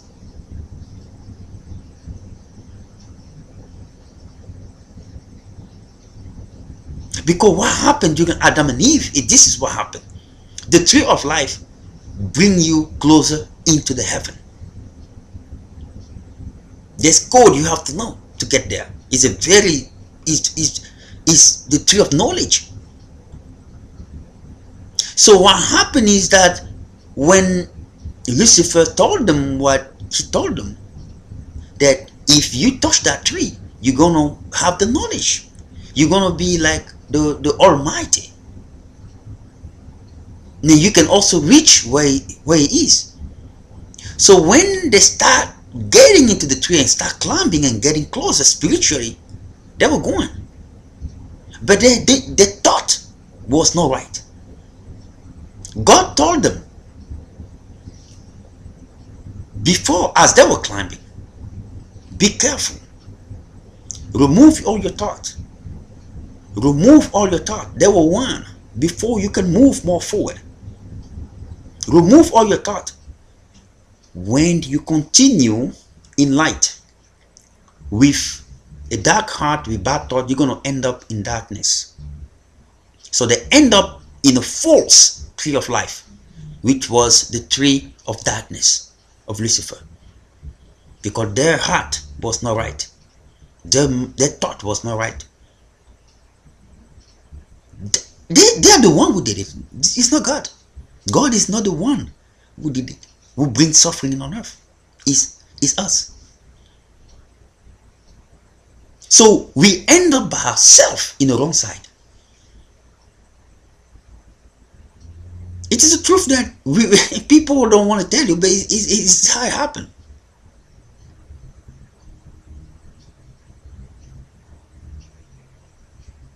Because it's so simple to say God. No, they end up after many warning, and God asked to Adam, why do you follow your wife? He said, because I love her. You love her, but you are the head of the house. I put you like that.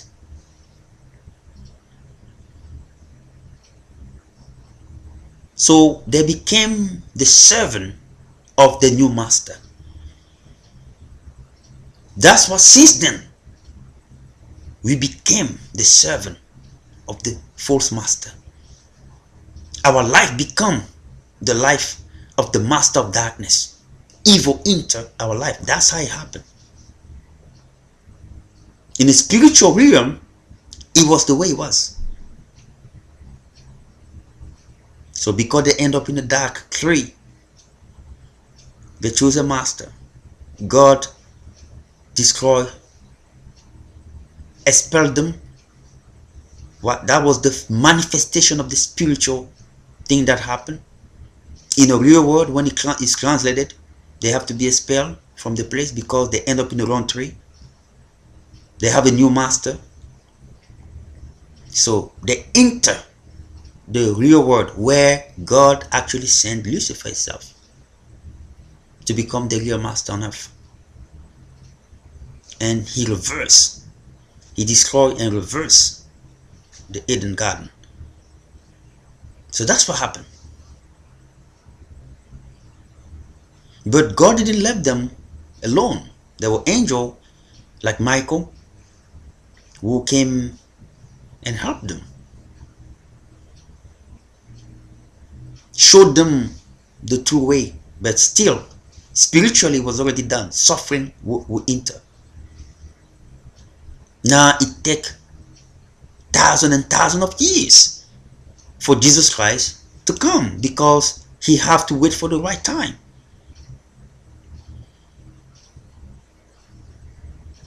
And God said the seed of a woman. He didn't say the seed of a woman and a man. He said a seed of a woman and a man, because the seed comes from the woman. The woman will be the one who's going to bring the liberation. He didn't say the seed of a man. The portations of a human being coming from a life bearer called Eve. Eve means life bearer, is a spiritual symbol of purity. So, in order to go against God, because Lucifer cannot go against God, he hates God. So the best way to go against God is to go against those that he loves. So he have to and purify the path. And the path is to the woman. So that's the reason why. So the seed of a woman, after thousands of years pass, Mary.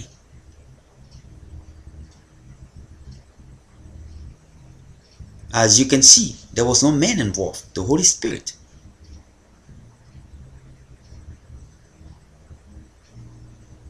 So Jesus Christ came and he was crucified in a tree. Give his life in a tree. He became a life within the tree of life. So your cross that you have is the tree of life that you have in your hand that can connect you with the heaven. That's why Jesus Christ said, I am the way. Because through the tree of life, through the cross, his life, he's there. He gave his life in the tree.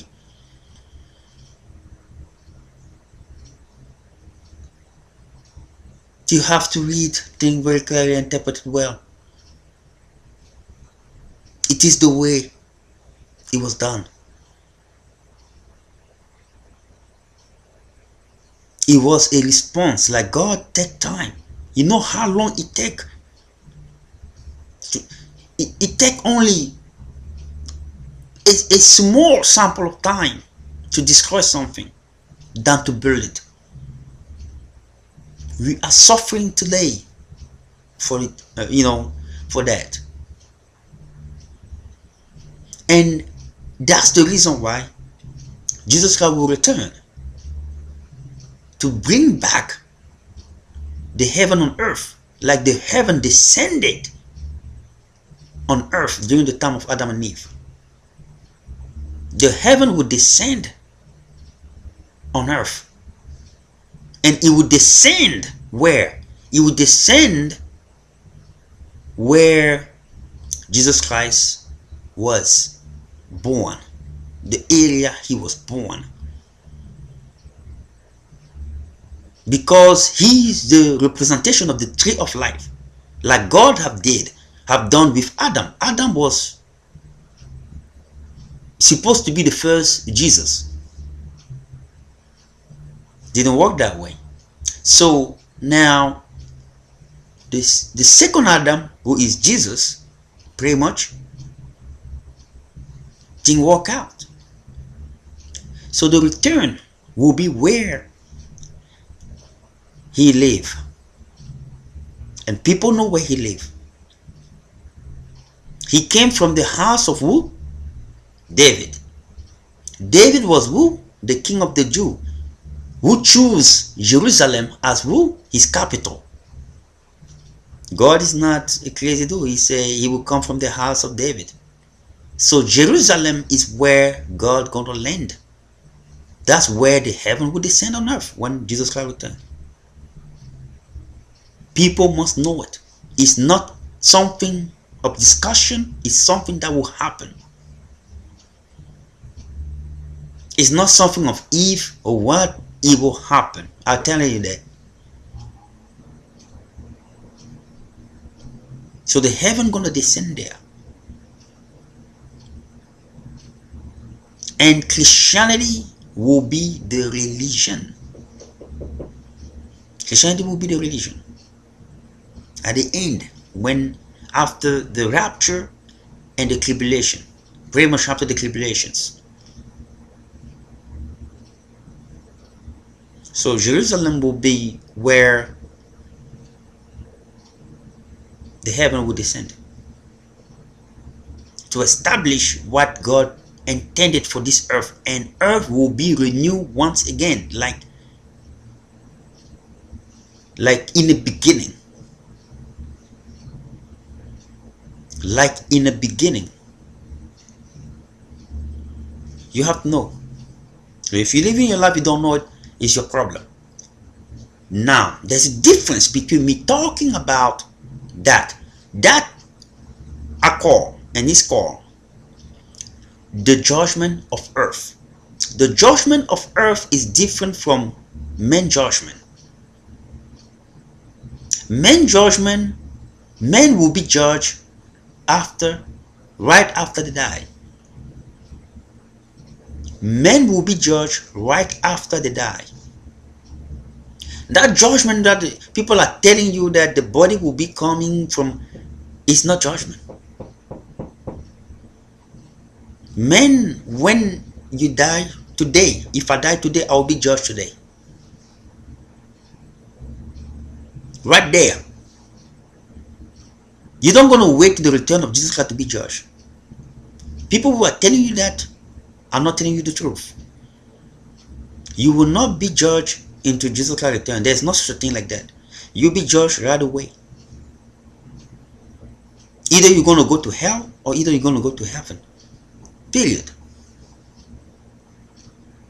Your soul, your body going to go down. That's what it is. Now, this is what's going to happen. The thing that they're talking about the body is that you who's already in heaven, your dead body will meet with your spiritual body in the air, in the first heaven. But that have nothing to do with being judged. You already judged. What happened during the tribulation is the judgment of earth. The judgment of earth is the final judgment of Lucifer. Lucifer is not judged completely. He is judged conditionally. He is under condition at this point. So he is free to function. You never had the people here on this earth that they arrest and they judge them and they free them through condition, pretty much in probation. That's what they call it. But they have to follow certain rule. That's exactly how Lucifer is at this point. He is free under certain condition. He operates based on God ruling, but we don't know it because he has two extreme power. People don't know it, but that's true. When he did the revolution in heaven, what happened is that he was sent on earth as they were preparing hell, and he was sent to hell. But his judgment of hell was final on the condition, because he said to God, if you truly God, if you truly higher the way you say you are, prove yourself, prove that you are higher. He's a clever dude. He have the knowledge. He said, you say you holy, prove that you holy. You putting me here, it means that you fearing something. You feeling that I can take over truly. That's what it is. When people control you, when people put you in jail because they want to control you, because they fear you. You give me a reason why a being like God, the higher one, will be fearful of somebody he created. So he free him. So he said, all right, no problem. I give you all the tool and power. I restore some of your power that you have. With some of your demons. Do whatever you like according to my plans. You do something, you come and ask me. You wanted to do a real thing, let's do it normally. No backwards thing, no going back and do stuff. You come normally. You want to do something, you come and talk, and then you go. That's the deal. So the return of Christ will be to judge Lucifer finally. But it will not be like that. He is free. It's like somebody that is under freedom but is hiding to come back to jail. So he will not give up so easy. It will be a battle. That's why the tribulation will happen. That's the reason why the tribulation will happen. And what he's doing, he's extending the timing by creating more problem on earth, but disturbing God's plans. That's what he's doing. He's extending the return. He's making people less aware of the existence of God. And the lesser people are aware of the existence of God, the less likely the time are not well enough for God to do the battle normally. Because it all depends on people, on us. Because if God come in force, he will not truly win. Lucifer will say, you truly didn't win. You forced yourself. Those people didn't do exactly the way you say it. So it's up to us. That's why God is saying to Jesus Christ that we are not ready. And he's right. We are not ready. Because we are more distant to God today than ever. That's what it is. People don't want to speak the truth. They say you have to do this, you have to do that. God is the Almighty. He created us. He has confidence in us through suffering. He has confidence in us through suffering. The judgment will be done. Because Lucifer is still on the loose. That's why we still have suffering. So when Jesus Christ returns, he will not go easier. There will be battle. The battle will not be manifested by Lucifer fighting against Jesus Christ. It will be between men. Lucifer gonna use men. Actually, his power is a false doctrines of blindness, because he came to blind people that he loved them. He doesn't love us. He want to destroy. He came with the 666, the power of men, like Adam and Eve. You want to become like God, the same thing. So the beast will exist,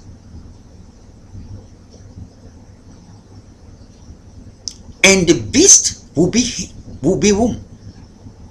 The Antichrist. Number second, and the dragons will be Lucifer himself,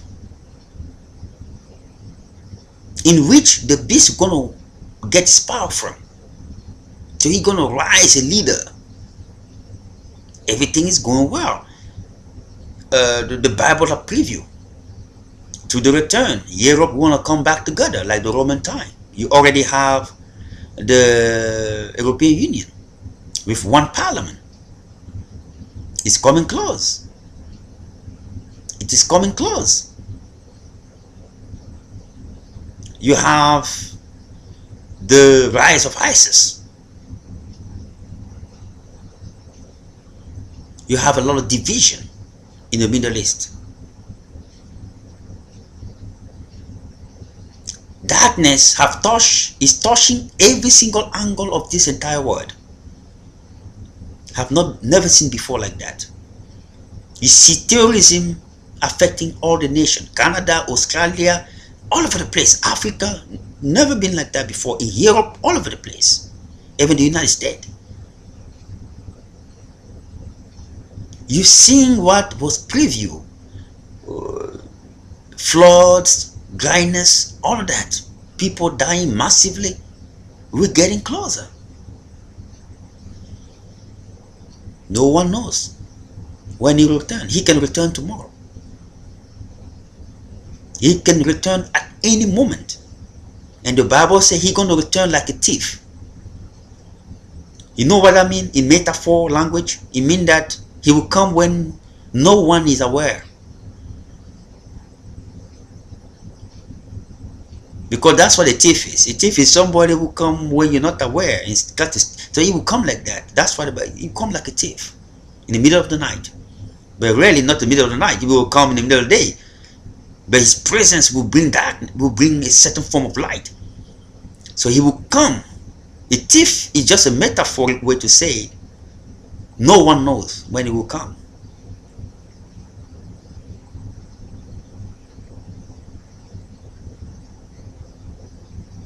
And I have a vision again of his return, the rapture.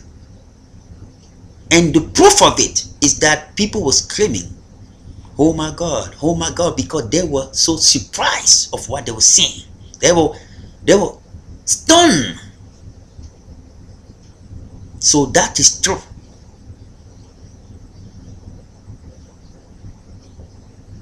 And when he returned, there were no death. People have accident and they were coming back to life as he was coming back because people were too frightened for what they were saying. I saw it. And what he would do when he come, he's going to go to Christian houses. That is the rapture he shows me. But not the tribulation, just the rapture.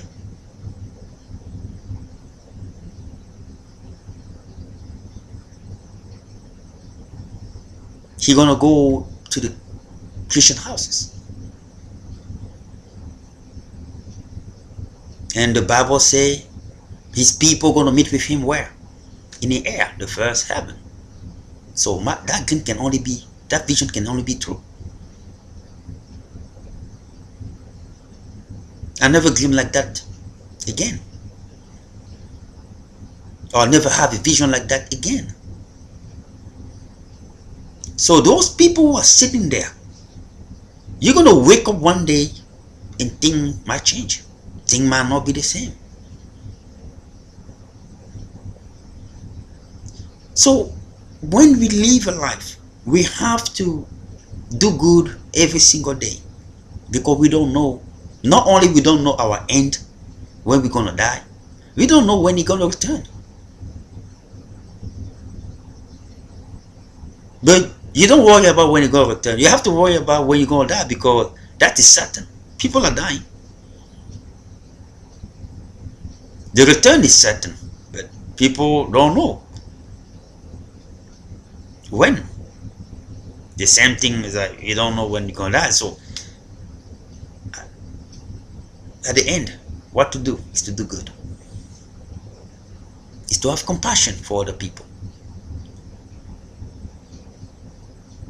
Is to have forgiveness for other people. Is to think good about other people. You know, there are moments where we have pain through our suffering for what people have done to us. But at a certain point, you have to look and say, if I get mad in this situation, will that solve a problem? It will make it worse. So why not be happy? Why not be going to that process of frustration and then come back to normal? I face situation where God say, why the people of America are persecuting my people, are persecuting my servant Gabriel and Daikon. Why the people of America are persecuting my follower, my son Gabriel and Daikon?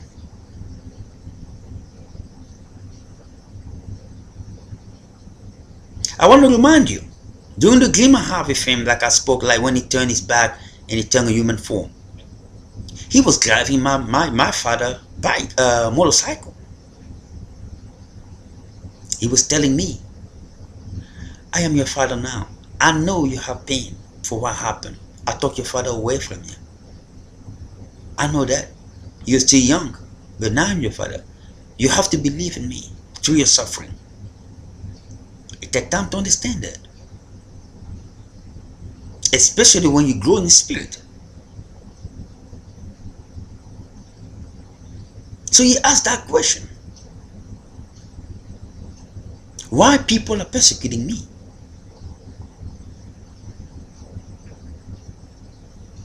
Do you believe that God who is the higher God who can take life just like that?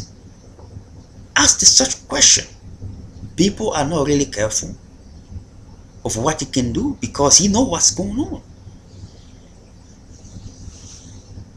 He knows what's going on, but he's giving time for people to do the right thing.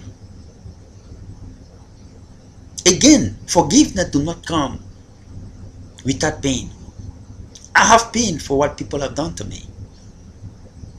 Whatever people believe I done to them, I believe that they also do have pain. But I was able to forgive people for what they have done to me and even what they are doing to me today. I forgive them. You think I don't have pain? I have pain. Why not you do the same?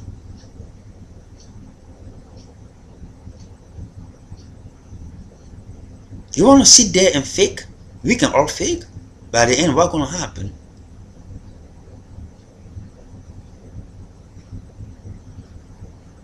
Forgiveness is very powerful. Because without forgiveness, there is not such a thing like living together in a community with peace. It's all bluff and political empty word.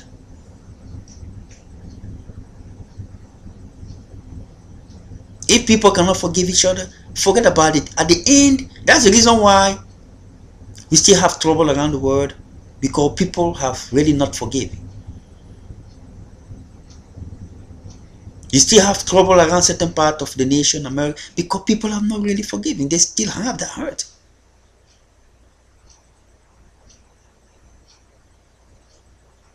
Forgiveness comes with pain. When you see people like Martin Luther King, they have the name, they have made a legacy in this earth. You think it's just a joke? People like Nelson Mandela, they made a legacy on earth. You think it's a joke? People like Thomas Sankara, they did the same.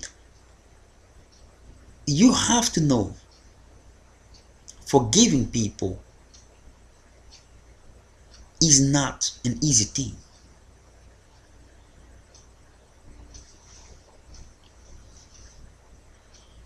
They were talking about the stuff. They put them in jail.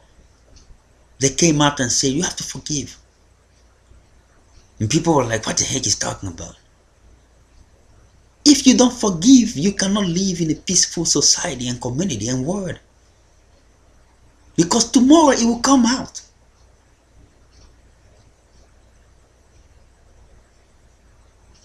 You have to be able to forgive and move forward. But forgiveness do not come from condition. I forgive you, but I want you. It doesn't function like that. Forgiveness means it is forgiving. Let's start like nothing happened. That's what it is. When you go there and pray to God, God is more concerned about the changing of your character, because He wants you to start fresh.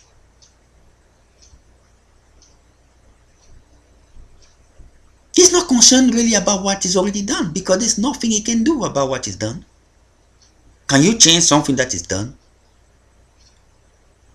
I just shoot a person.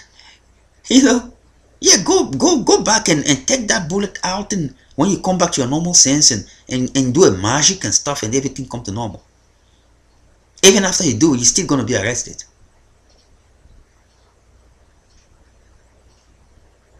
You're not going to come and say to the police, I bring him back to life. They're still going to arrest you.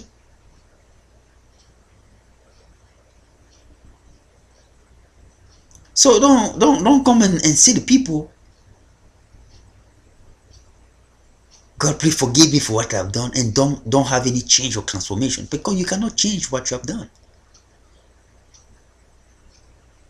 No one can change what has been done.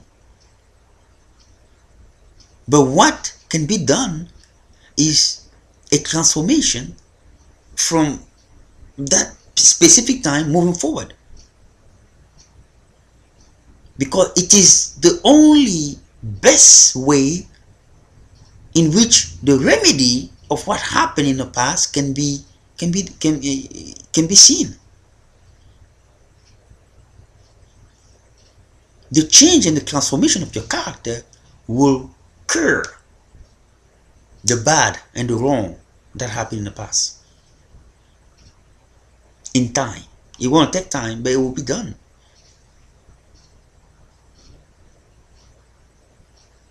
I hate this man. I hate this woman. I hate this girl. But I'm forgiving. I'm walking with God. I have compassion and love. Give him this position. Give him this contract opportunity. Let him move forward. Let him have 6-figure salary. I don't care. I'm walking with God. He merited. Just let him go. That's forgiveness.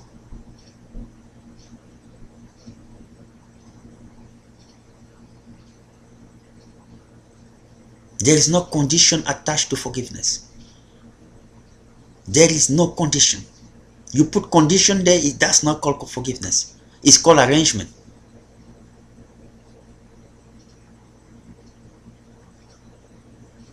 You have to be very clear.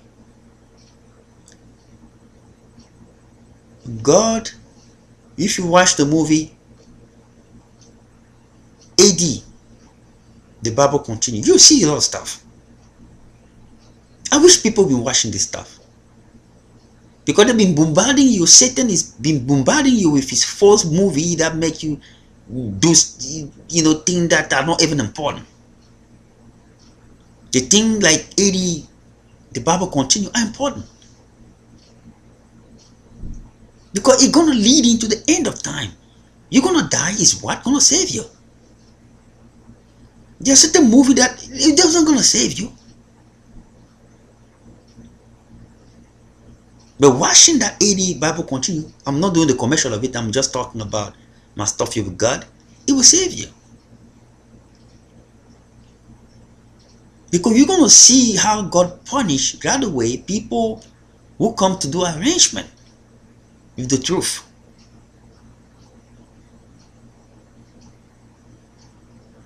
Some of them survive if they're lucky. Do you see how people hurt somebody like Peter in front of everyone? But Peter have to beg God to have mercy on that individual.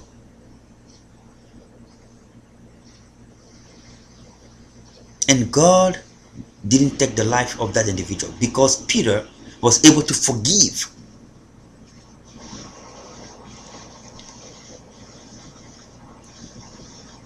Maybe God was testing him as well. So you have to know that. You have to be able to forgive, have forgiveness, and move forward. People, and we always have to know that in life,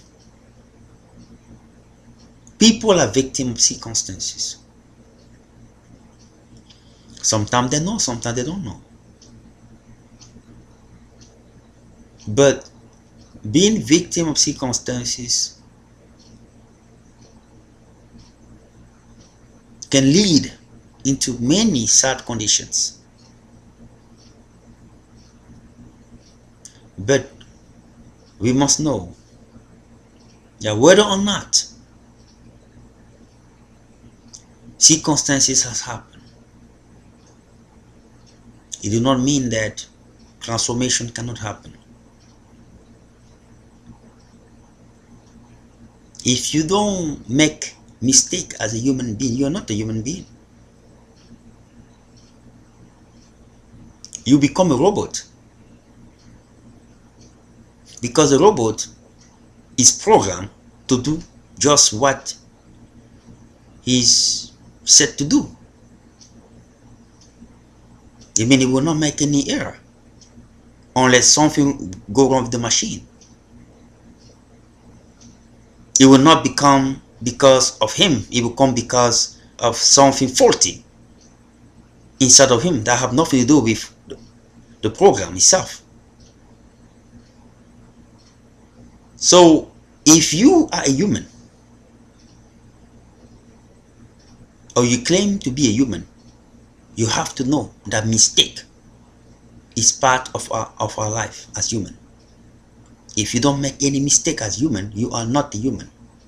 You are a robot.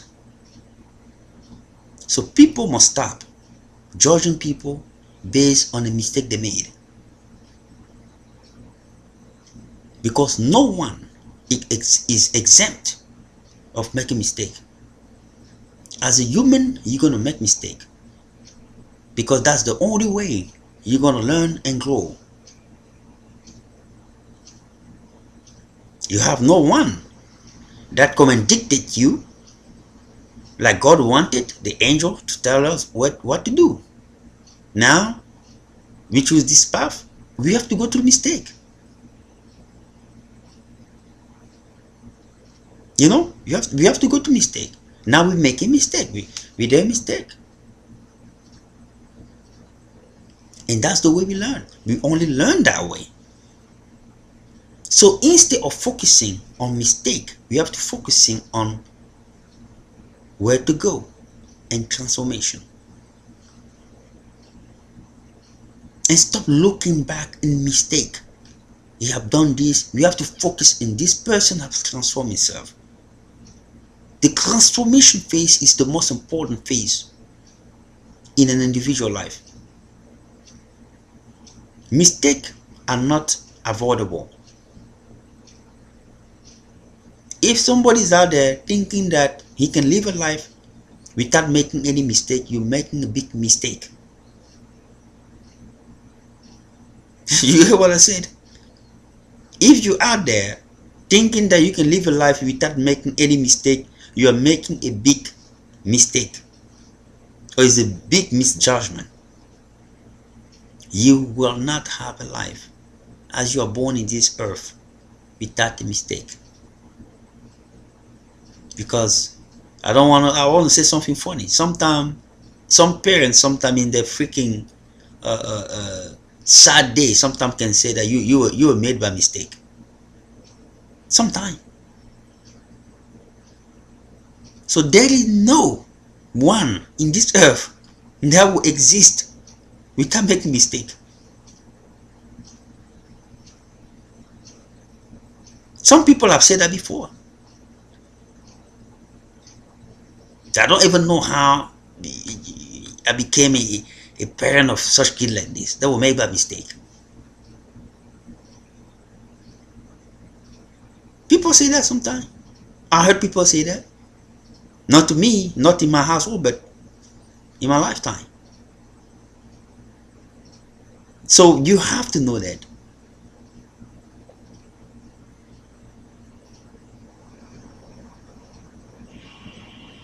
Life is very important to focus only on mistake. You have to focus on advancing, not to be a repetitive of things of the past, but of things new. It means recognizing your true purpose on this earth, the one that God wants you to do, and follow God's advice as you're doing it, because that's the best way you're going to be able to please God. You're going to be able to make God happy. You're going to be able to have full satisfaction and full happiness, and you're going to find your peace of mind. It is very important that you know that. And I want people, and I say again to people, if you claim yourself being a Christian, you claim yourself being in a country of Christianity, we must know how to forgive, and we must know how to put the past behind, truly. And it does not come without pain. Forgiveness will require you to accept pain and move forward. That is how you climb spiritually, and you call yourself a Christian and a true follower of God and Jesus Christ. If you are not able to do that, be honest with yourself and do not call yourself like that, because you are misleading yourself. Jesus Christ was able to forgive despite what has been done to him. And Christianity is the follower of Christ. It's a personal relationship between you and God through Jesus Christ. If you cannot forgive, you're not a Christian. You are a faker. It's very simple. Because a Christian is a follower of Christ. I'm not inventing anything. I'm not insulting you. I'm just telling you the truth. A follower of Christ means you have to convey into his discipline the way he lived his life. And one of the way he lived his life was forgiveness. So if you cannot do it, you're not a Christian. You're somebody else. Find another name. Find something else, but not a Christian. You must forgive. It is one of the requirements to call yourself a Christian. And forgiveness comes through pain. It does not come from eating chocolate and milk and champagne and making decision, and tomorrow you come back to the same damn thing to hurt people.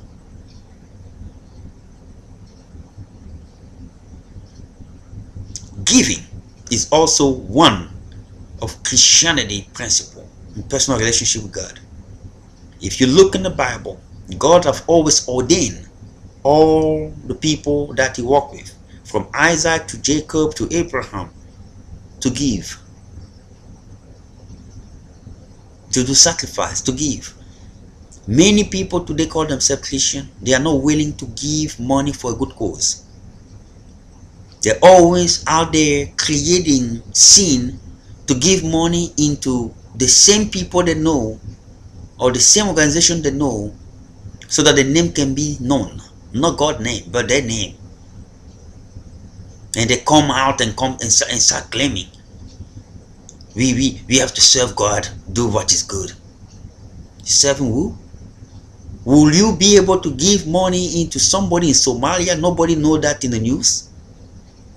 The day you're going to do it, you become a Christian. God don't like advertisement, because he's the truth. He doesn't like publicity, because he's holy. He have confidence in his work. So those who are faking because they want to have a camera there, let the camera come and find you. Then you know that the Holy Spirit recognizes you.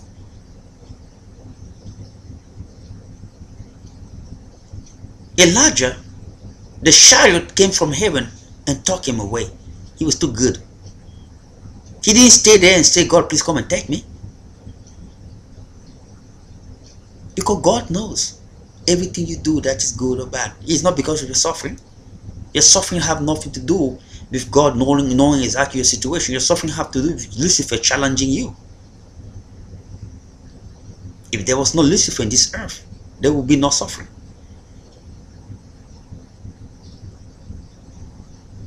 That's what it is. And it's through men. Lucifer used men to do that, and God used men to remedy. But men have hardened their heart, that they are not listening to God. Because God don't send angels to do certain stuff. He uses men to go against Lucifer attack. Lucifer used men to go against God. It's just the name of the game. It's not a battle where God meet, the angel meet with the demon like some people think in their head. It's not the way it works. You're misleaded. Lucifer used man to do evil. God used man to do good.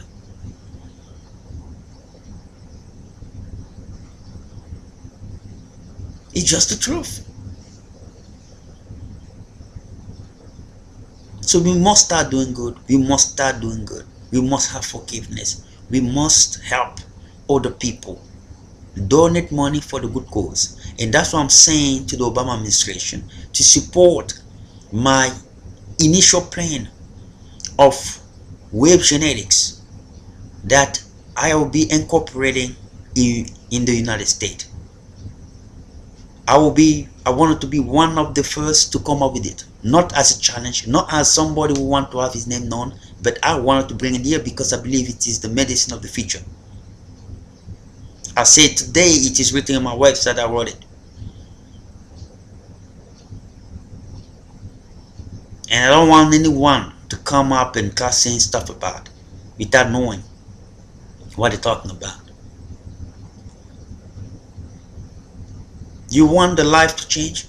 You want transformation? You claim that America, everyone can get ahead? This is the proposition I'm giving. I have the knowledge, I have the ideas that I can explain. Give me the tools and the opportunity to make it happen. And then now it can be verified that in America a person like me can get ahead. Not a bunch of people because they are able to clean somebody's shoes and something like that by condition to get ahead, because they are part of certain society to get ahead. We have to be able to use God's word appropriately, God's name appropriately. I have the knowledge that is needed. I have the ideas. Most people who succeeded in this world didn't come up with the products. They came up with the ideas. And they went to experiments. And after years, they brought the product up. Some of them have not even brought what they promised, but they are working on it. So why not try with me? You have invested a lot of money on cancer research for years. Many people became billionaires for the money you donated. No cancer remedy has been found yet. I am bringing an idea that I believe can help people and save people's life. People are there talking about pursuing your own thing. You hate me. I know you hate me. I know that. It has nothing to do with the common good of America and the people of the world. It has to do with me not succeeding. You want to destroy me, but you're making a mistake. God created every single one of us with a specific talent. He do not duplicate a talent because it comes from Him. If I die today, my talent will go along with me. Period. End of the story. You will not have a person who act like me. You will not have a person who talk like me. You will not have a person who walk like me. You will not have a person who have the intelligence I had. You will not have a person who have the intuition I had. You will not have a person who act the way I have acted. None. It's a complete loss for the society. If you don't know that, it means that you are walking like a blind man. There is no other person duplicate in this earth. A person is born his only prototype, no imitation. He is unique in his type, every single one of us. So you come with a gift. If it does not prosper, you're going to go along with that gift. Who is a loser? Earth. End of the story, period.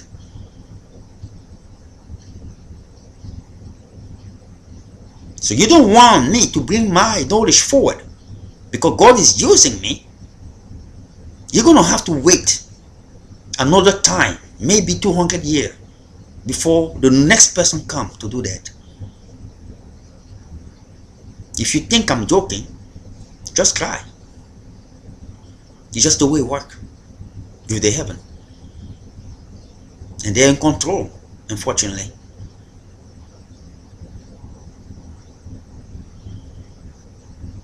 I don't understand this word. Life is simple. You give opportunity to a person to prove himself. He do not prove himself, you move on to the next one. End of the story. But giving opportunity become a problem. Because we have certain way we want things to be done.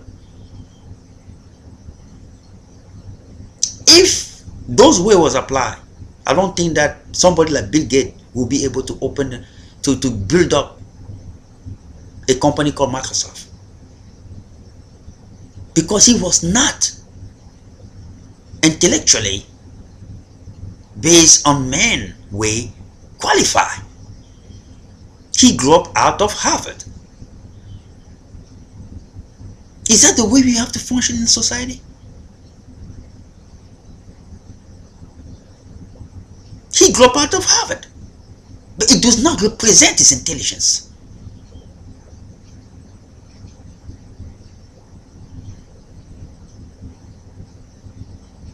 History is telling us that he was even more intelligent than being in that school.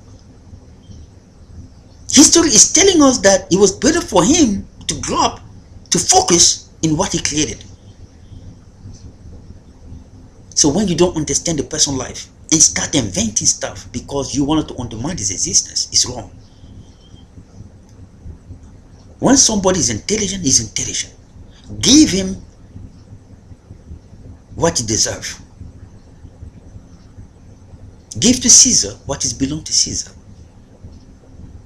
You give to Bill Gates what is belong to Bill Gates. You give to Steve Jobs what is belong to Steve Jobs. You give to the founder of Oracle what is belong to Oracle.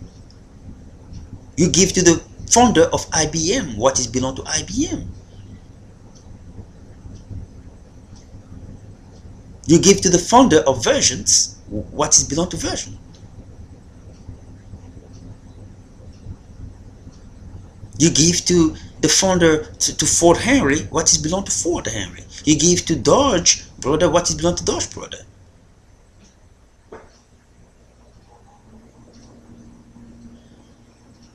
It is very simple.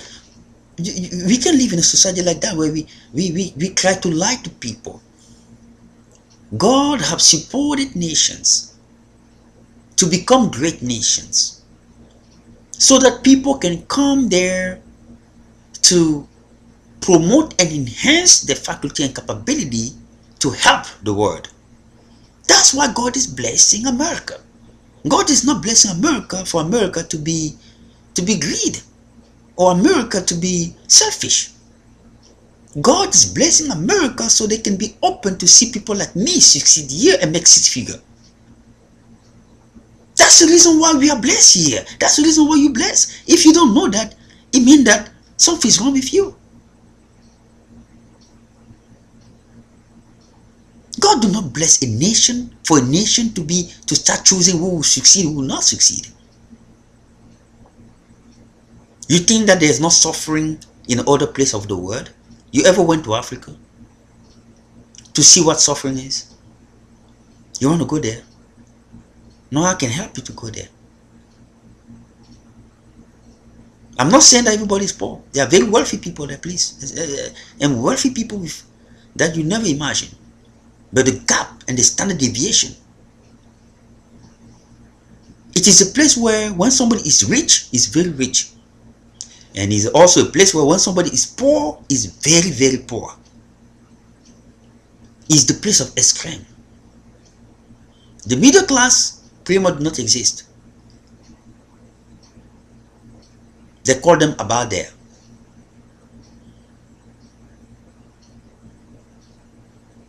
You heard what I say? They are very wealthy people there. So don't come and teach me what suffering is or poverty is. Take your stuff away and go and hide. This is the United States. Every country has its own reality.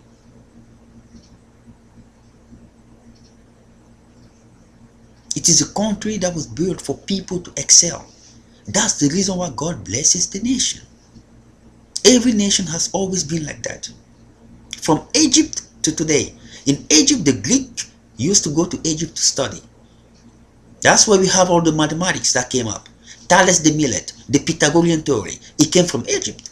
Because Pythagoras and Thales went to study in Egypt. They didn't create that. So when Egypt fell and Greece took over, they published the books. And they put the name there, like they're the one who created it. No, they went to university. What happened is that the Egyptian was not publishing the stuff. Because they didn't want anyone to have the knowledge. That's the reason why none of us know how to build a pyramid today.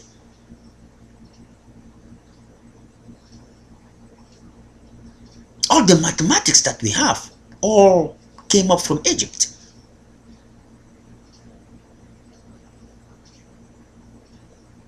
It's not the first time people came in nation blessed by God to succeed.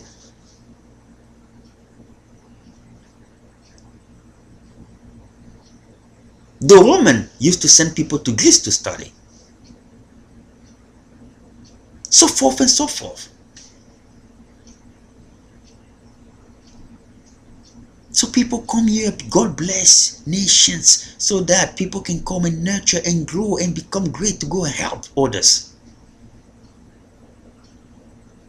Because what you do when you say to God, you bless us, but we don't want to bless others, give other opportunity through forgiveness.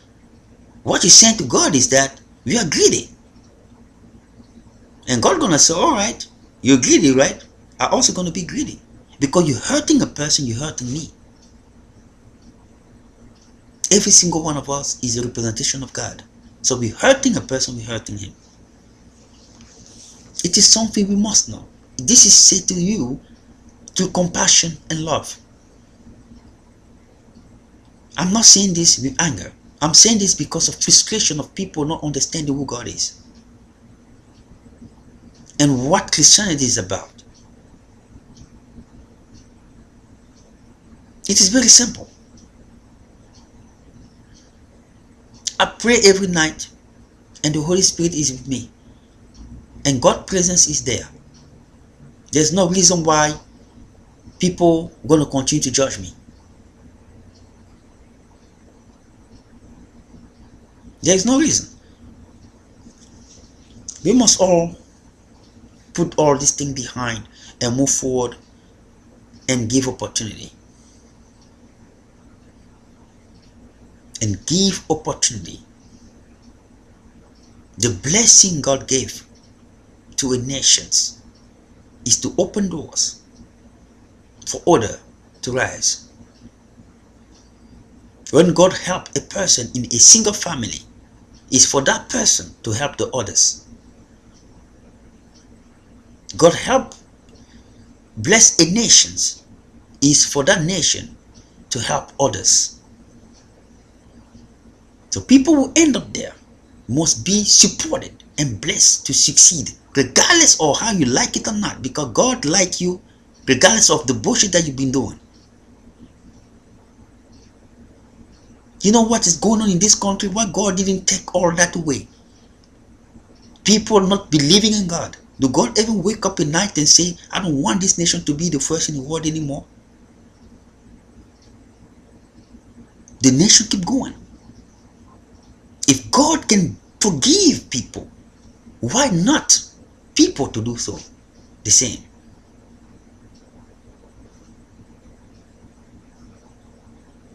With all the darkness that is going on in our nations, God is still there patiently because of the blessing. If God was like us, do this nation should still stand? that at any moment we want to destroy a person. If God was like us, will we stand today with everything that we have done in this nation and continue to do? We just don't understand God. And I'm sorry that people keep doing that and they're ending up in the wrong place. And they're calling other people that they're the people who end up in the wrong place. You're gonna tell me who follow God, praying and have the Holy Spirit showing up, I'm the one who's going to the wrong place.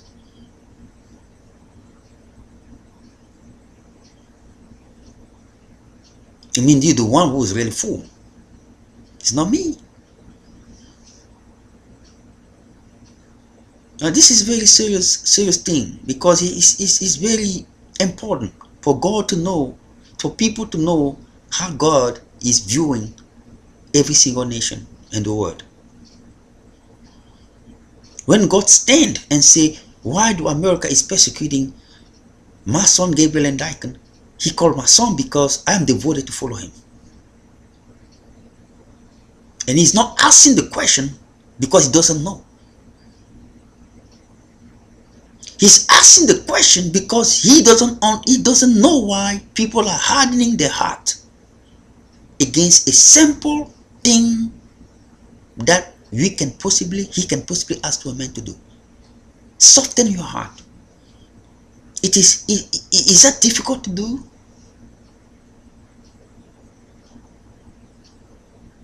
That's what he's saying.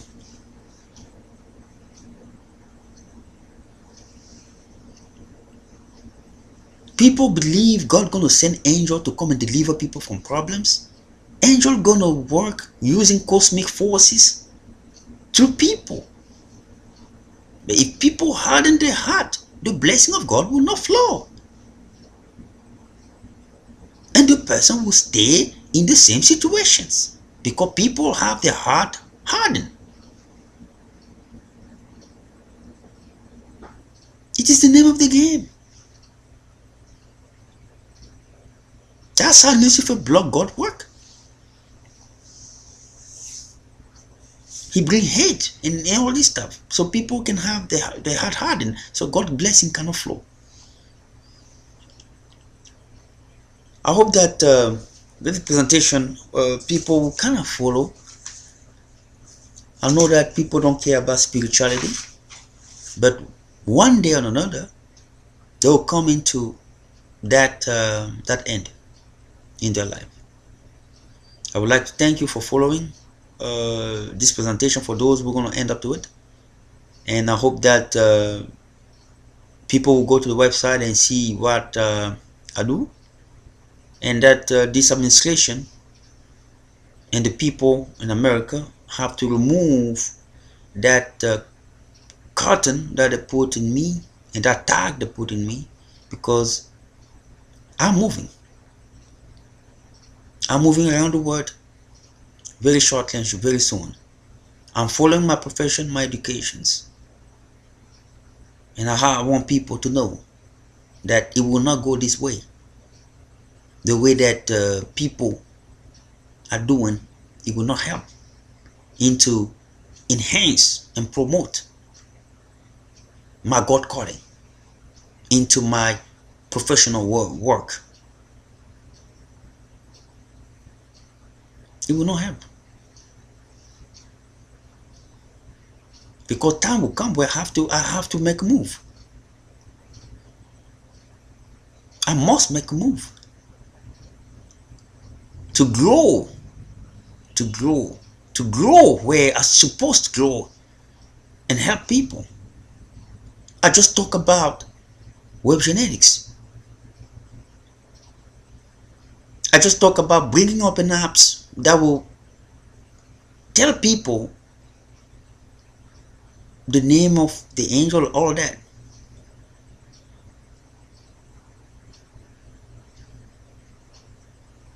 And apps that will be very fruitful to enhance people's consciousness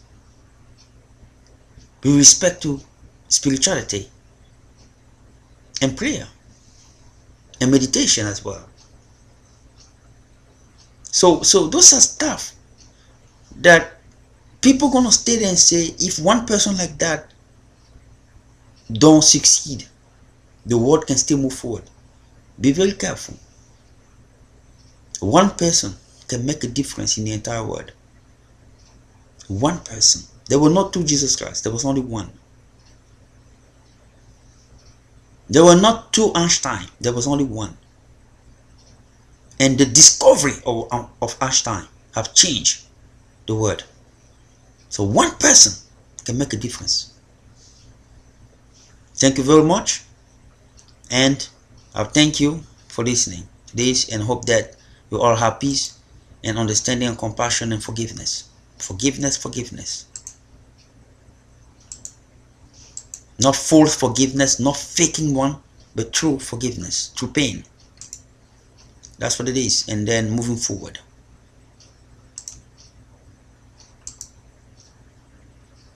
That's all. Go on my website and you can donate, or you can do whatever you want to do.